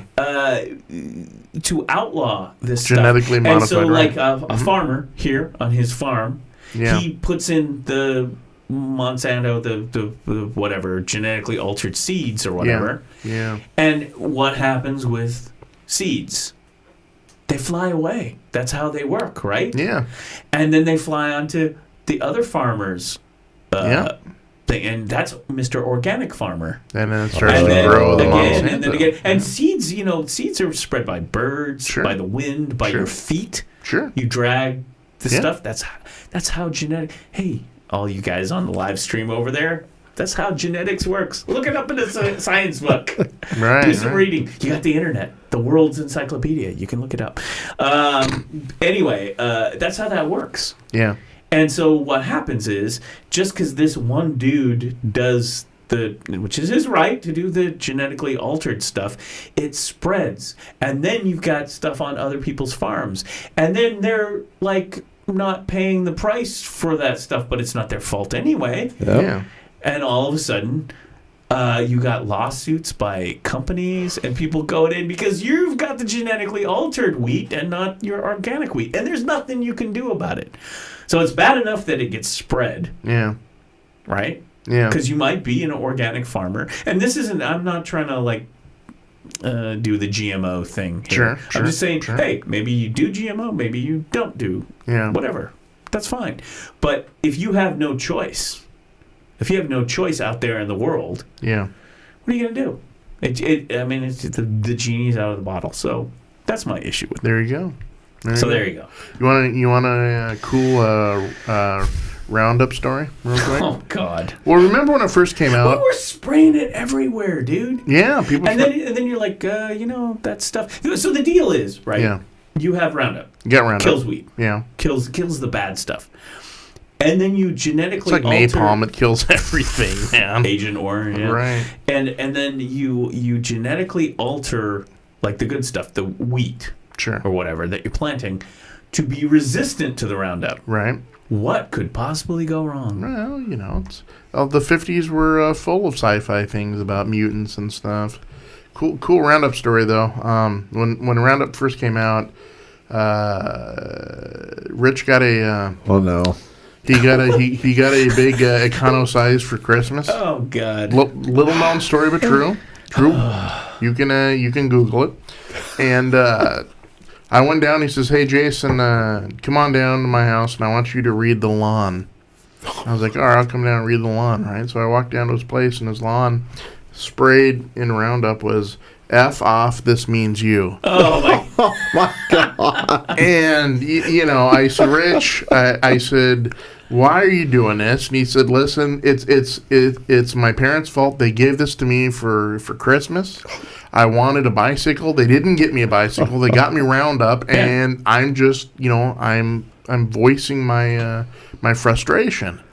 And I said, "Well, that's pretty cool, but why don't we go do the neighbor's yard? That way your yard isn't screwed up, That's exactly how that stuff works, though. It is. Yeah. It just whacks everything. Yeah, you just put it on there, and it's Yeah. like, unless you have the genetically altered freaking grass or whatever, it's just, I don't know. No. I'm kind of... This is a whole thing, right? This is a whole thing. GMO. Yeah. I'm going to pull it out, though. But it's hours of family fun if you use it right. I'm going to pull it out. Yeah. Did you see this one? Okay, what do we got? This Multicolored. is according to the AV Club. Oh, good folks. Porm, P-O-R-M, Mm-hmm. hentai, stepmon, and other endearing porn misspellings. Sweet. These are graphs that divide search data by state can be fun. Ah, nice. Allowing for the Porn. allowing us the fiction of believing in clearly divisible differences along these artificial state lines and the thrill of tribalist settlement as we discover that, yes, our state's favorite Disney antagonist is Mufasa and not Gaston. Mm. This is pretty interesting writing here on the AV Club. Right. Y'all have a nice So anyway, dish of where is porn. this from? Porn Wrigley rears its head. Okay, so I don't know. So so there's reference here. Okay, so Okay, what's organs? What's these that? these are porm. Porm. That's organs. Is porm? Miffle in We're green. Nice. It's in, not easy being green. in by the way. Nevada. Hentai Hentai. compilation. Where's Covfefe in it? Threesome in Wyoming. What's Texas? Lesian. I like Lesian. Lesbian. So I guess this is That's like when I was in college. misspelled porn terms by. This is great. Let's talk about porn, Doc Normal. Welcome to Porn Talk. I'm your host, Chip Hungwell. Yeah. And so this was not. This wasn't exactly the thing. I thought this was the funny Over search here. terms, and it turned out to be the funny porn search. Misspelled porn search terms. So that didn't work out well for your Monday. one Although of my funny. it's one of my hobbies is thinking of cool porn star names. Oh, no. Oh, Yeah. God. So right off the top of my head, I just said that, and then over to my left, there's Brick Throbswell, No, come on. Oh, my gosh. and then ladies, I don't want you to feel left out, so I can think off the top of my head, your porn name, ladies, is Candida Lapoon. Oh, come on. Oh, my Stop it. God. I'm helping you out. I'm doing a public service. Help me help you. We gotta dig this whole thing out. Well. This is just horrible. It's my fault. Okay, I blame Listen, myself. I thought that was a You have these maps, Yeah. that are famous misspelling search terms along state lines. Yeah. That's what I thought it was, and instead it was the AV Club's criticism of misspelled porn terms. So that's my fault. I take responsibility. I'm sorry. We've gone down this rabbit hole, right? We can either try to dig ourselves out, We're digging ourselves out. or We're gonna talk. Since Rich is here, we're gonna dig ourselves out. let's dig through and get out of China. We got half an hour. Okay, Let's dig through. let's dig it out. First, Okay. we didn't talk about this last week. We didn't. Wonder Woman premiere. Yes. Playing down the street. Good though. It's getting great reviews. It was. We won't talk about the butthurt guys who couldn't get into the premiere. Oh, get Oh, it. poor baby. But anyway, Right. it's getting great reviews. My concern Yeah. that we talked about with Doc Housel Yes. a week or so ago Yes. was the Batman and not Batman, but the Superman Batman, Yeah. kind of joyless versions of those those things that I couldn't wrap my head around. And Right. I was worried about the DC universe, but Chris Pine was in it too, and I know he does. And I saw some things, and it looked good. Looked fun. Wanted some fun in my superhero thing. So it's getting all that criticism. I have not seen it yet. A true Godot story just came out today. Did you know that while she was filming Wonder Woman, she was actually 5 months pregnant? What? Oh wow! Unbeknownst, yeah. Oh, wow. In fact, I looked at this earlier on my news aggregator. Wow. The Gal Gadot was 5 months pregnant during shooting of Wonder Woman. Oh my gosh. Yeah. So is this the I'm looking here just at the headline. Over the weekend, Patty Jenkins is the director, by the way. So that, by mostly glowing critical and audience reaction, grossed $100.5 million domestically and $223 million worldwide. So it's like kicking butt. Wow. Kicking butt. Yeah, she was 5 months pregnant Wow. during shooting. So of there Wonder you go. Woman. So there you go. Wonder Woman, which isn't this like the very, very first movie, full on major Hollywood production movie that stars The big budget. woman hero? Well, they had an Elektra movie. Oh, did they? Yeah. Kinda. Catwoman too. Remember? Catwoman, Oh, but Catwoman bombed so bad. Yeah. But I Was that think- Halle Berry? Yeah, that was Halle Berry. That's too bad. But I think this was the first summer blockbuster. Yeah. Woman-centric movie. And everything, everything I've heard over the weekend about the release of Wonder Woman has just been fabulous. It's just, Yeah. I was on Facebook, and one of the Facebook people went on there, and they're like, man, this movie, I walked in there, I thought it was going to be pretty decent, but it was better than I thought. Right. And he goes, I was expecting a pretty decent movie, and it exceeded expectations. And That's what I'm hearing. Yeah. That's what I'm hearing. Which is good. So I'm excited. I Yeah, like me Wonder too. Woman. Me too. I'm So- excited that DC's actually making a really good. Yeah, but DC takes so darn long. They do. To bring out the movies. Marvel now Churns them they're out kicking out a movie every year. Yeah. They got it going on. And I do want to see more DC stuff. Justice League's coming out. I definitely want to see that. Yeah. All the promos I've seen for it just blow me away. Yeah. And I caught Wonder Woman in the Superman Batman movie. Yes. Yes. Okay. Yeah. And I loved what I She saw. appeared. Yeah, she appeared there. I didn't like that movie so much. The only part I didn't like was when they brought out Doomsday. I don't know. Yeah. I was like, okay, But see, come on. I'm not a comic book guy so much. I mean, I got my best, but it just was like, man, that movie just as a movie, I literally. This is the first action blockbuster movie. Yeah. Falling asleep and then turned it off. Yeah. Didn't even watch the end. Yeah. That was my Batman v Superman. I couldn't. Yeah, I started watching. I got like 20 minutes in, and I just couldn't get into it. And I don't know why. I'm a George Reeves. I watched those. Yeah, and I'm a Christopher Reeves. Yeah, Christopher Oh Reeves. my gosh. Oh yeah. My favorite. John Williams. Dun, dun, dun, dun, dun, dun, Yeah. My favorite was the second one. Yeah. The one with kneel before Zod. Yes. Okay. Love that. That's a good one because that's a sequel, but I think they were kind of because it's like a continuation. It's a two-parter in a way. Kinda. Superman 2 is kind of Yeah. and that's like Terrence Stamp or something like that. Something like that. It was like he's a great actor, but okay, I know everybody hates, but was it Superman 3 or 4 or whatever? Richard Pryor. Richard Pryor, yeah, I think that was 4. I remember seeing that in the theater, and I'm like, it's just Richard Pryor. Yeah. I like Richard, huge fan. And then they went even over that, and they did that fifth one, the Quest for Peace, or Yeah. something I like don't that, think so. where he took on a nuclear guy or whatever. There was that one guy interim in the early 2000s that did the Superman. Brandon Roush. Yeah, Ah, I actually yes. like that one. And there's a thing on YouTube. If you go Google up on the YouTube, Yeah.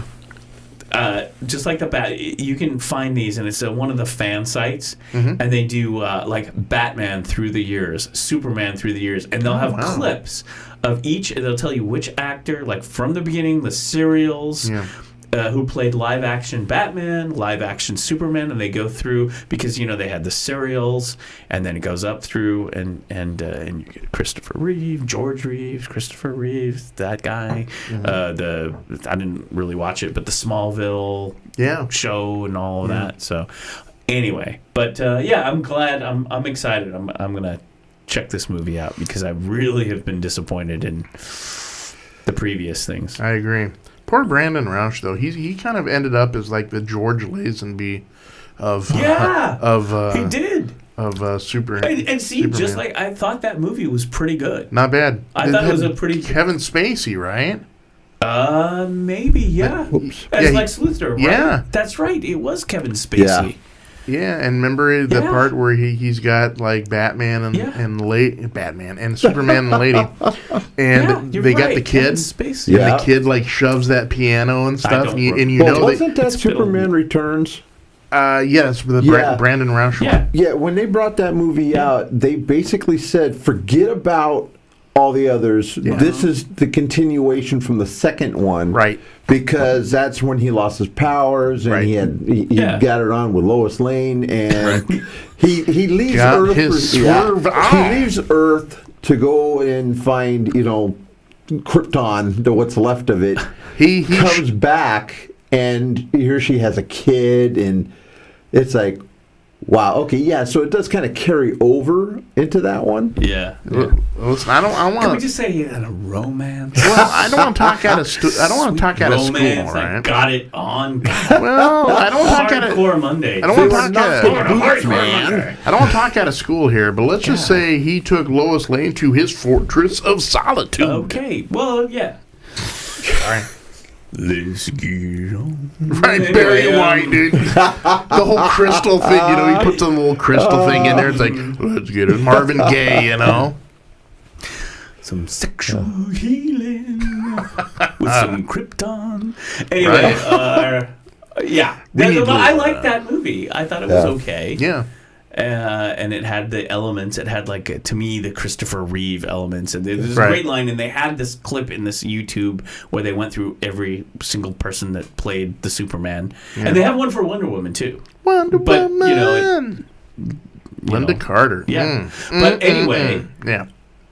So when they went through that. Yeah. And they had the scene where and I was always like, yeah, I love this. This is Christopher Reeve-ish, right? Where he gets on the plane, he goes, well, actually, air travel is safer than most forms of travel, right? After he grabs the plane from smashing into the baseball Yankee field or whatever it was, and I thought it was like that's Superman. I like that. Superman, yeah. And then we got this.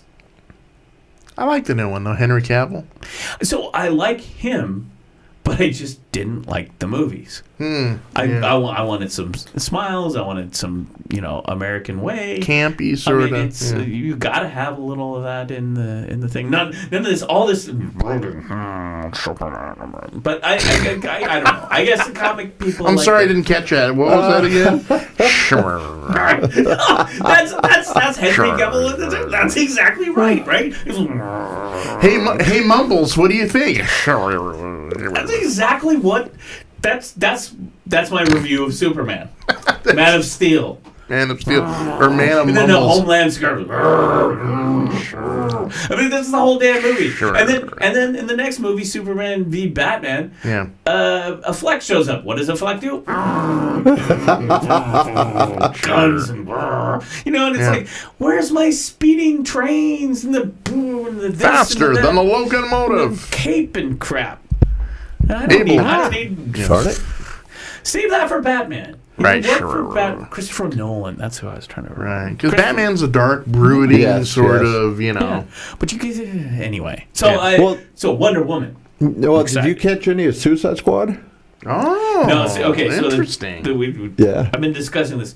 I have not seen Deadpool, and I have not seen good movie. The Suicide Squad. Yeah. Suicide Squad. I was kind of turned off on. I keep being told that you got to see the Deadpool. The Deadpool's a real good one. Deadpool. It is. Yeah. That's what I'm hearing. I enjoy it. But Suicide Squad's not bad either. Yeah, I've not seen it myself either. After the Batman, I'm more like, I'm gonna go see Wonder Woman in the theater. I'm gonna see that one because I want to see it.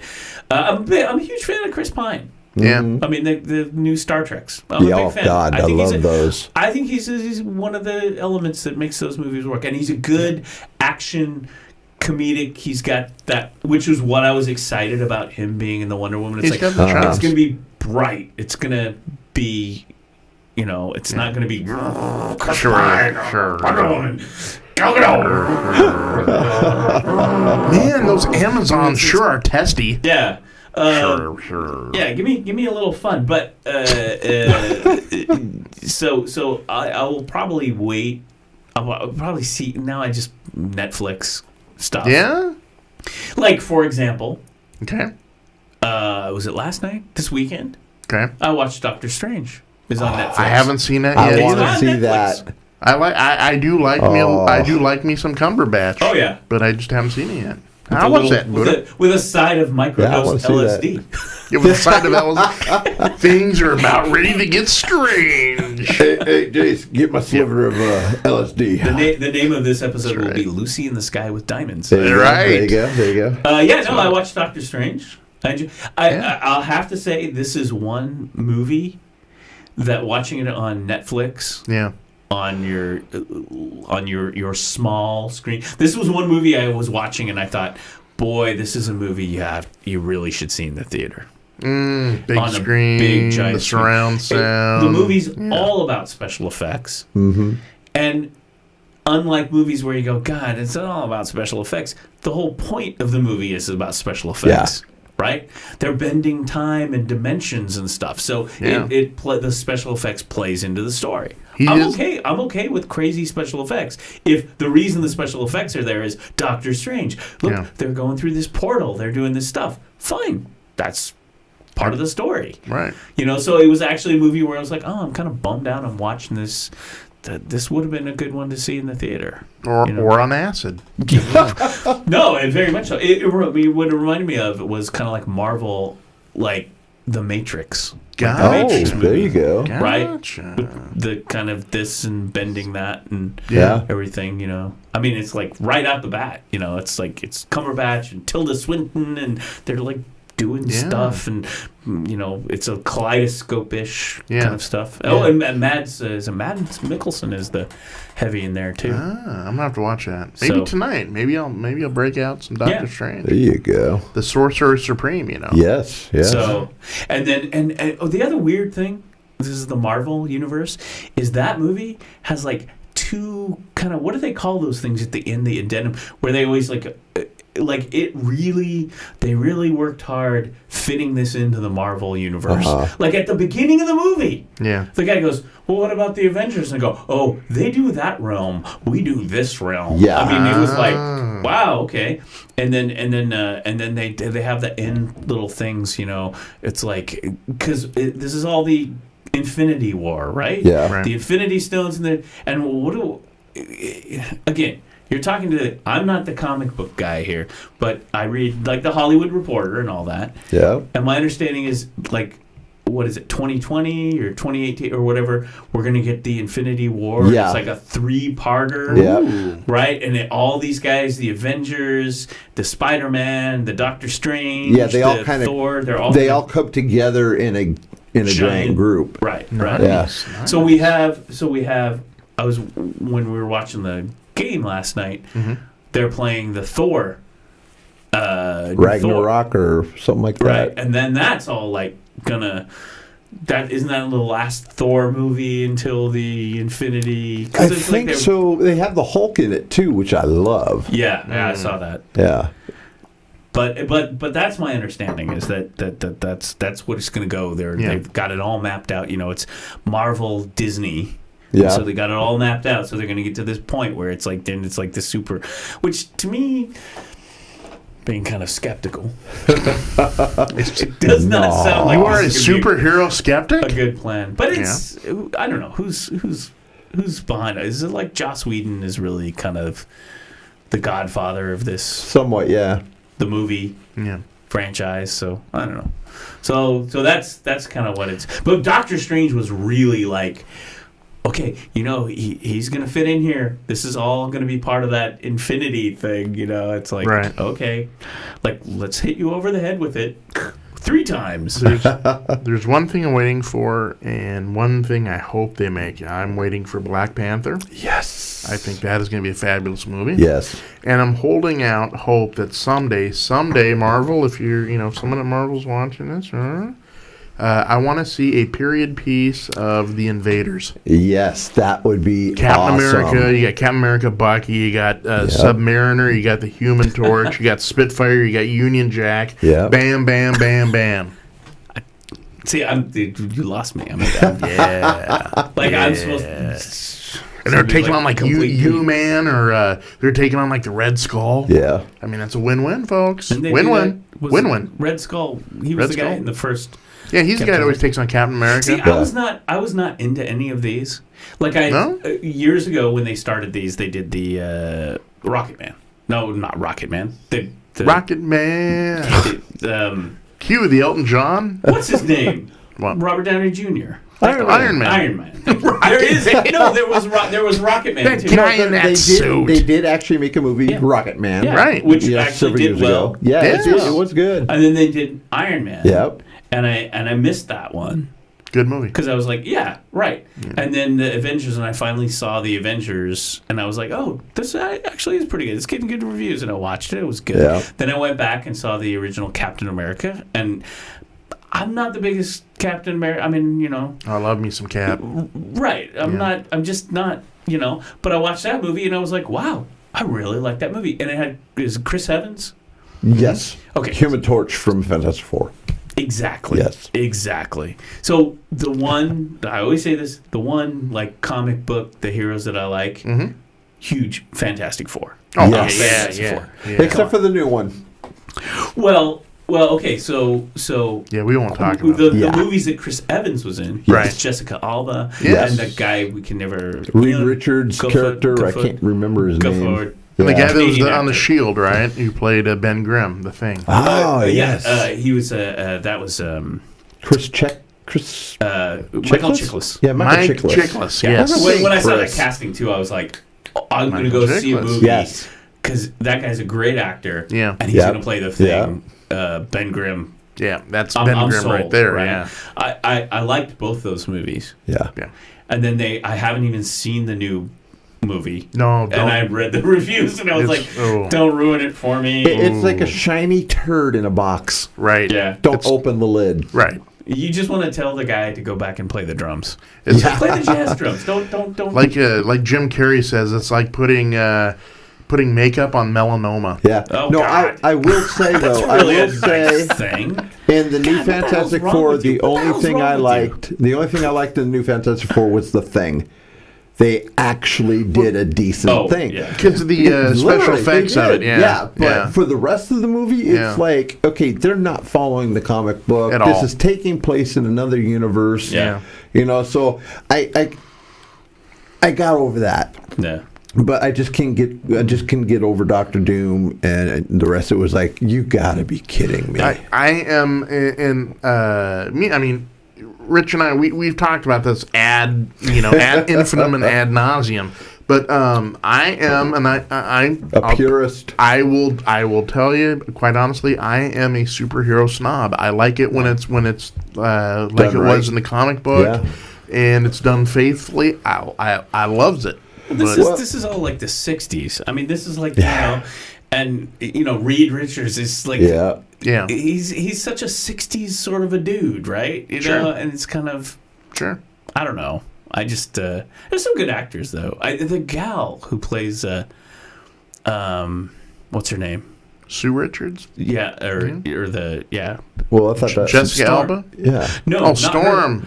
Not her, but the one in the new one. I think she was in House of Cards, right? I've seen her before, but I just don't know what I've seen her in. I will look that up. Yeah. I mean, nothing is. Yeah, but I read the whole thing about the movie. And it did not sound good. It sounded like it didn't go well. No. I gotta watch it sometime. But that's okay. So that's the superheroes for me. I just like my measly few comic books that I got as a kid. It was Fantastic Four. I was like, just because, look, if you're going to run around and be like superheroes and do stuff, put a big 4 on it. Put the big 4 right on your suit. It's like, hey, who are you guys? You see the 4? That was my first complaint with this new Fantastic Four movie. Okay. It was a 4 in a square. Yeah. What the hell are you doing? It's supposed to be a circle. It's a freaking circle. Yes. Who puts the 4 in the square? I got nothing. Apparently, Fox Studio. Yeah. I got none. It was. Well, from what I understand, the reason why they made this movie as quickly as it is because they had a deadline coming up, and they own the rights to it. Yeah, and if they didn't do it, they would have had to give it back to Marvel. This is how it works. Yep. And the story right now is whether or not Marvel Studios being Disney to get the licensing rights back and pull them into the Marvel universe, which would be pretty cool, right? Well, the thing is, when they did that movie, and here come the Fantastic Four. Yeah, well, when they did that movie, it killed the comic book. Literally, Marvel told their workers, "You are not to do any work on this movie whatsoever." Yeah. It literally killed the Fantastic Four. Now, will they be coming back? Yeah, nobody's really dead in the Marvel universe. Right. There's a possibility they may come back in a couple of years, but it bummed me out because I am the biggest Fantastic Four freak there is. Yeah. No, this is and actually, because again, you're a comic book guy. Yeah. I'm not, but I read like the Hollywood Reporter. I read some of the industry type stuff. So I'm aware of what goes. I'm more interested in what goes on behind the scenes. And I've read about you have these contracts that the studio signed, like Fox or whatever, to license the product, which is Fantastic Four from Marvel. They are required to do something with that content. Yeah, within a certain time span. Or you lose the contract goes into renegotiation. Yeah. So they have to get out the movies. Same thing happened with Spider-Man. Yeah. Right? With, I think, Sony. Yeah. Right? But now, what movie is coming out also this summer? You got the new Thor. Spider-Man. We got the new Spider-Man coming out. Homecoming. Yeah. And I saw I watch a lot of Disney XD. But Spider-Man is being Marvel. So they got Spider-Man back now to put Spider-Man. I can't remember what the deal is, but they worked it because. And that was the Avengers, this new Avengers movie. Yeah, that was my actually that did it for me. Where it was like, I was kind of like a little like I don't know where are they going with this. I'm kind of critical, but then when they introduced the character of Spider-Man and all that, I was like, okay, this is fun. This was the fun element, that Spider-Man teenager Peter Parker, the classic Spider-Man, Peter Parker teenager, dealing with all his teenage stuff and his spidey sense, and it was just fun. It was just really fun. He was the fun element in what was it? What was the name of that movie? The last Avengers movie. Civil War or something like that. Yeah, that's where I think so. I think that's the one where Tony Stark, Iron Man went against Captain America because that's the one. They didn't agree on what the government was doing. Visits Peter Parker. Yeah, and Peter Parker comes in as Spider-Man. And he's like, "This is cool. This is fun." And it was like, "Yes, that's the character." Yeah. Well, in Homecoming, you got a lot of Tony Stark in there.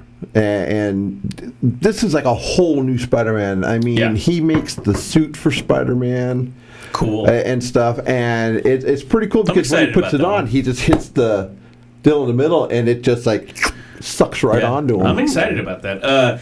The other thing is Michael Keaton.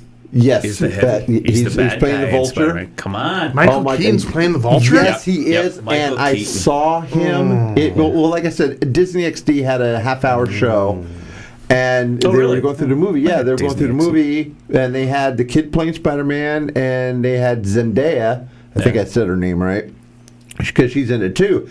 And they're talking about the movie and everything going on, and then they had him come out talking about the Vulture. Oh my God! Yeah, because Michael Keaton can't act. Right. Hello. Now, okay, so I gotta ask, guys, and Jason, because he's got so much homework. Y'all seen The Birdman? Yeah, I have not seen that yet. Brilliant film. Yeah, it is really good. I think I've seen it. I'm trying to think. One of Michael Keaton's best films, if you reckon up. I would say actually one of Michael Keaton's best films is Clean and Sober. Yeah, that's a hell of a movie. If you really want to see some hardcore, I mean, he's like one of those guys like Tom Hanks, where it's like, okay, Clean and Sober, Birdman, dramas, really, really good, but then go back to, like, was it Duplicity or what, where he's, like, being cloned, and his old comedy stuff, Gung Ho, was it Gung Ho? The one about the jet. I mean, you're just like, Michael Keaton, just like Tom Hanks. Yeah. Which Tom Hanks, which Michael Keaton? Comedy or drama? And you're like, and they're both Tom Hanks and Michael Keaton are good at both. Yes. Like, there's some great comedies that Michael Keaton's in. Same with Tom Hanks. Where you go back, Bachelor Party. Oh my God, The Burbs. Tom Hanks. Right. Oh, my favorite Michael Keaton though is Night Shift. Night Shift. Yeah, that was Love Brokers. Yeah, exactly. Henry Winkler. And also, little known piece, Kenneth Branagh's Much Ado About Nothing, where Michael Keaton plays.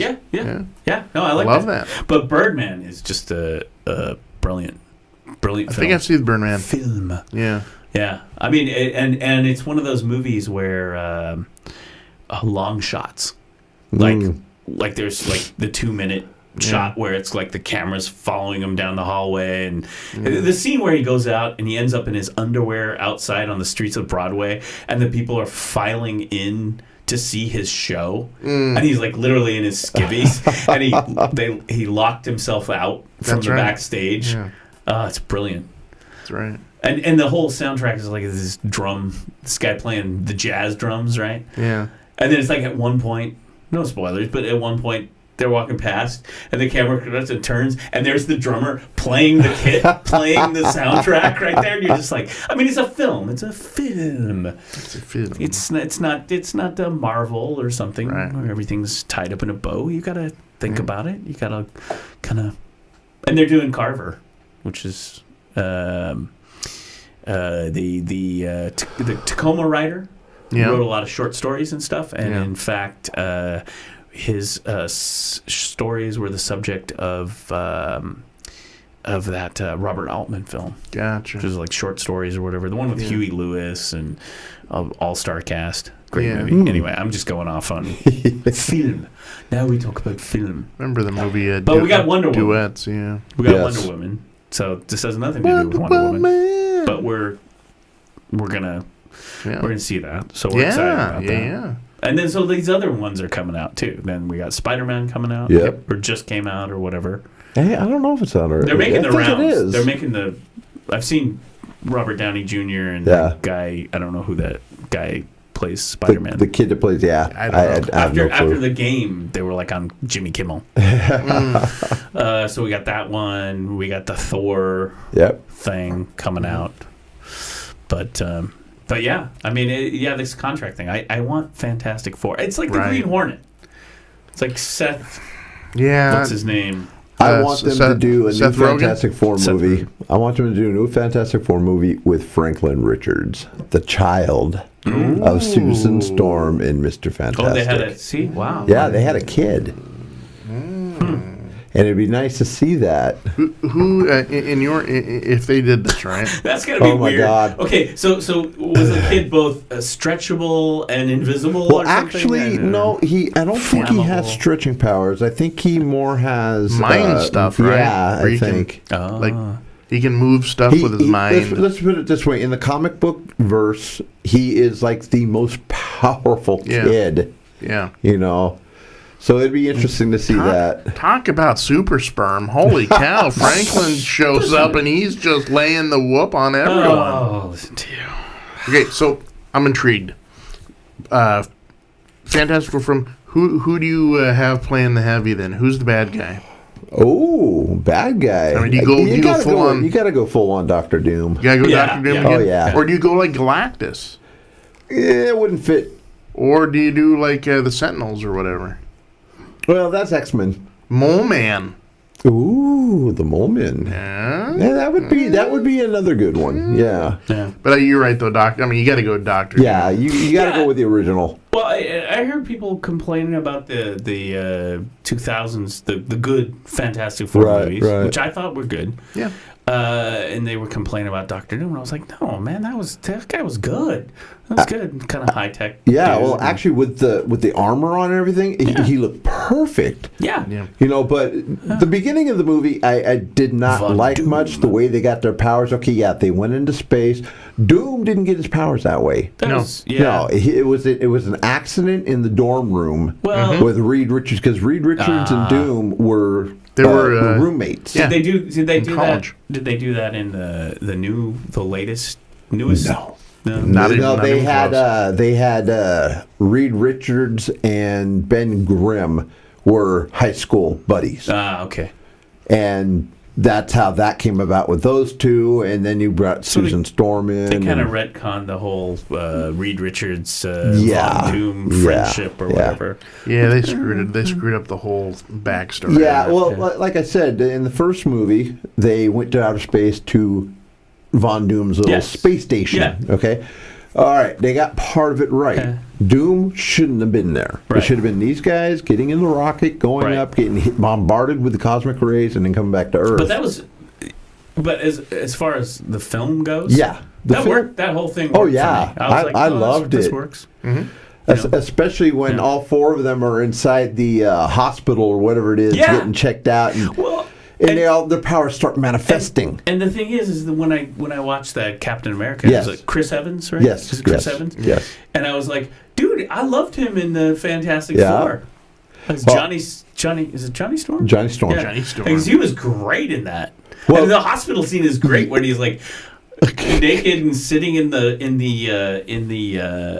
snow, which is like a makeshift hot tub now. Yeah, he goes skiing with the nurse. Yeah, and the hot nurse is like, hey, and he's like, hey, he's naked in the hot tub that he just created, and it's like, hey, come on in. He was the playboy of the group. Yeah, right. Yeah, no, that was the thing. Yeah. That's what I remember, even from my limited comic book knowledge, is that he was always like, he was completely the young. Yeah.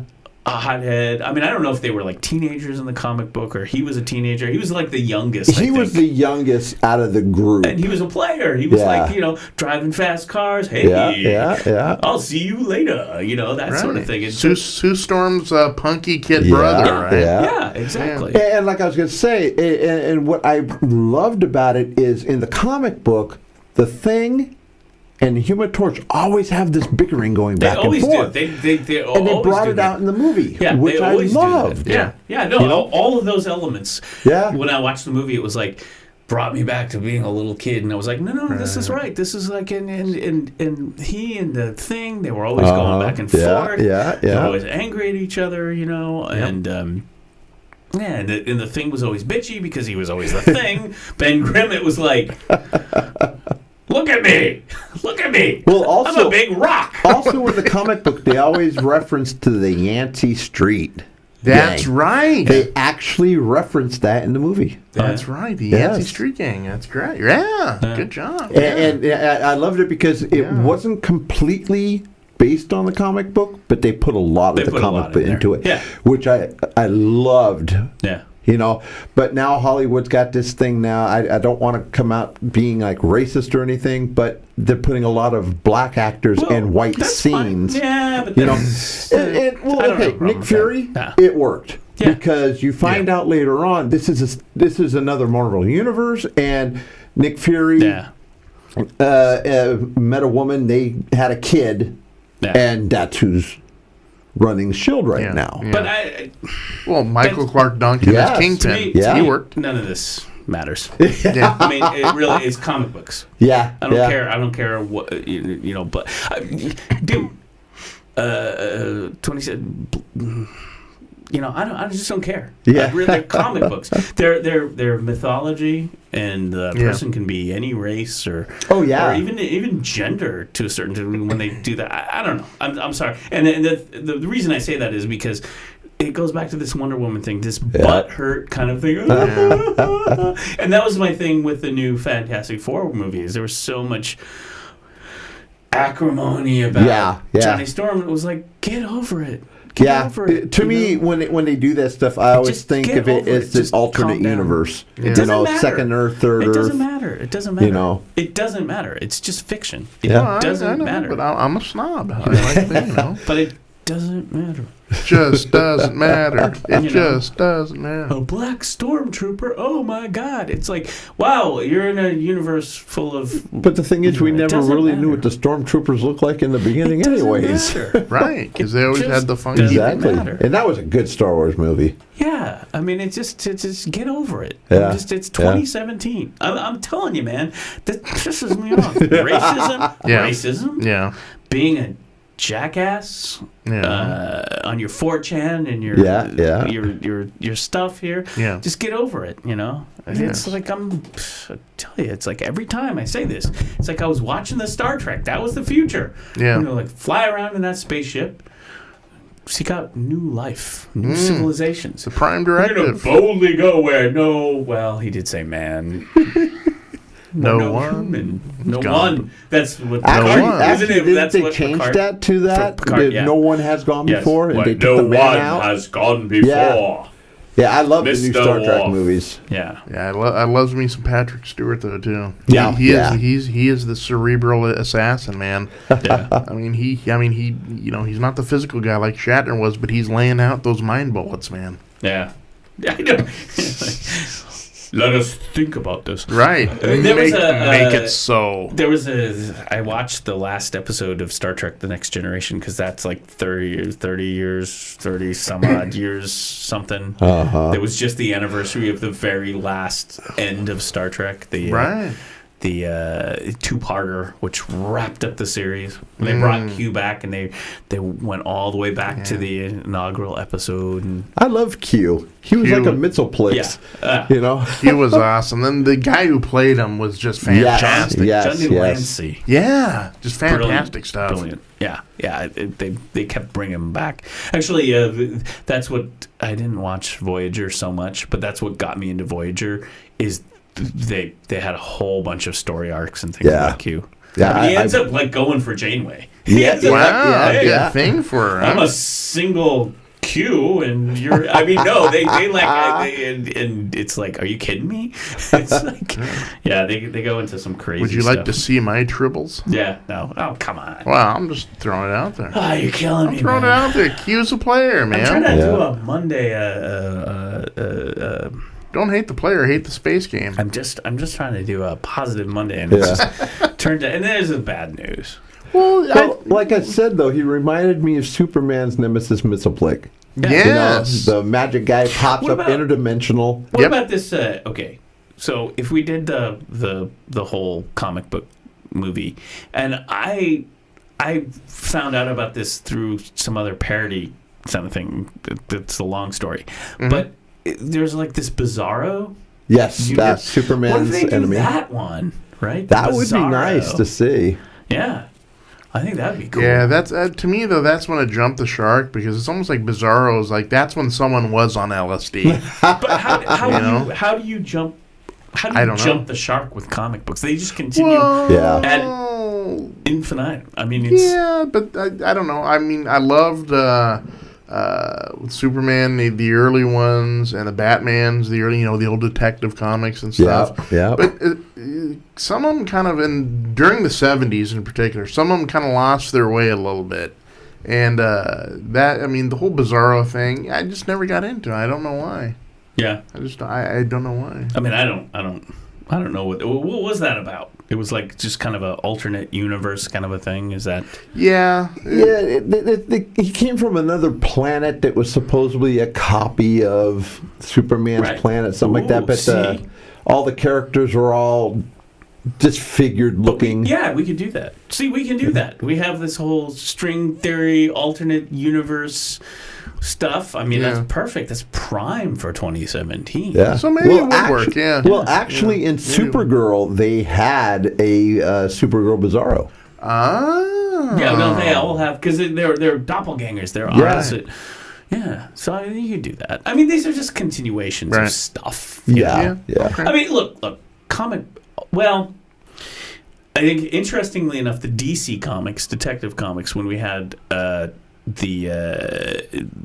Batman and the Green Hornet were total outgrowths, and there were others, but they were total outgrowths of that detective vigilante kind of a thing. Right. Hence DC Comics, Detective Comics. Yeah. But when we got into the Superman and then the whole Marvel universe and all of that, they become the superheroes. Which what are they? They're all Greek. They're modern day Greek myth. No. Wonder Woman. This is much. the cool thing about Wonder Woman. Wonder Woman is really almost directly. See, Doc Housel needs to be here. Yes. Me on this, but it's always seemed to me that Wonder Woman is absolutely almost directly cast from Greek mythology. Oh yes, right. Yes. She comes Diana. from the Amazon. Yeah. Amazon islands. One click. I don't know. But I mean, yeah. Well, think of the genesis of Superman, created by two guys in the 30s when they saw the rise of fascism and Hitler. Yeah. The Untermenschen, or the master race. Yeah. So they created a character that they thought would be the prototypical, Yeah, I mean he's a Hercules or whatever. Yeah. He's a stepchild of Jupiter.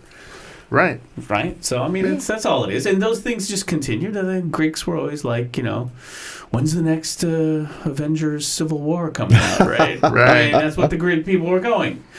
Hey, Socrates, I got a question.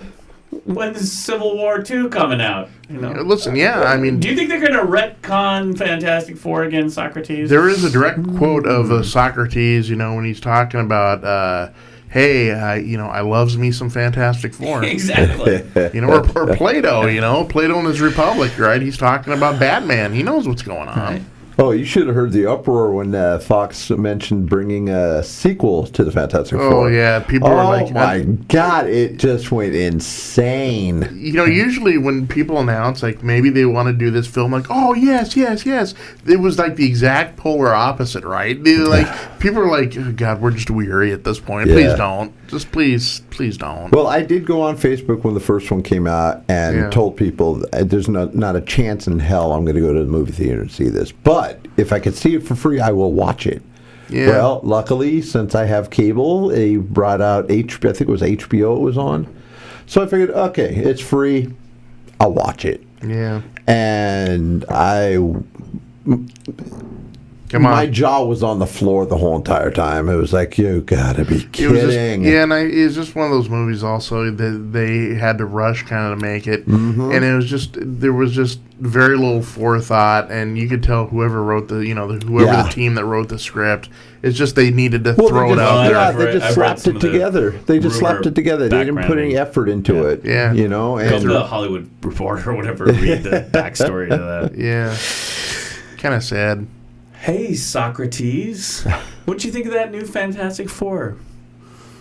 Let me sip this hemlock and I'll tell you. Right. And with that, we're out. We are out. Nice. Rich, final words? Go see Wonder Woman. You'll enjoy it. Yeah. There you go. See you guys next... This is coming up Friday. Yes. No show on Wednesday. Aha. Yes, no show on Wednesday.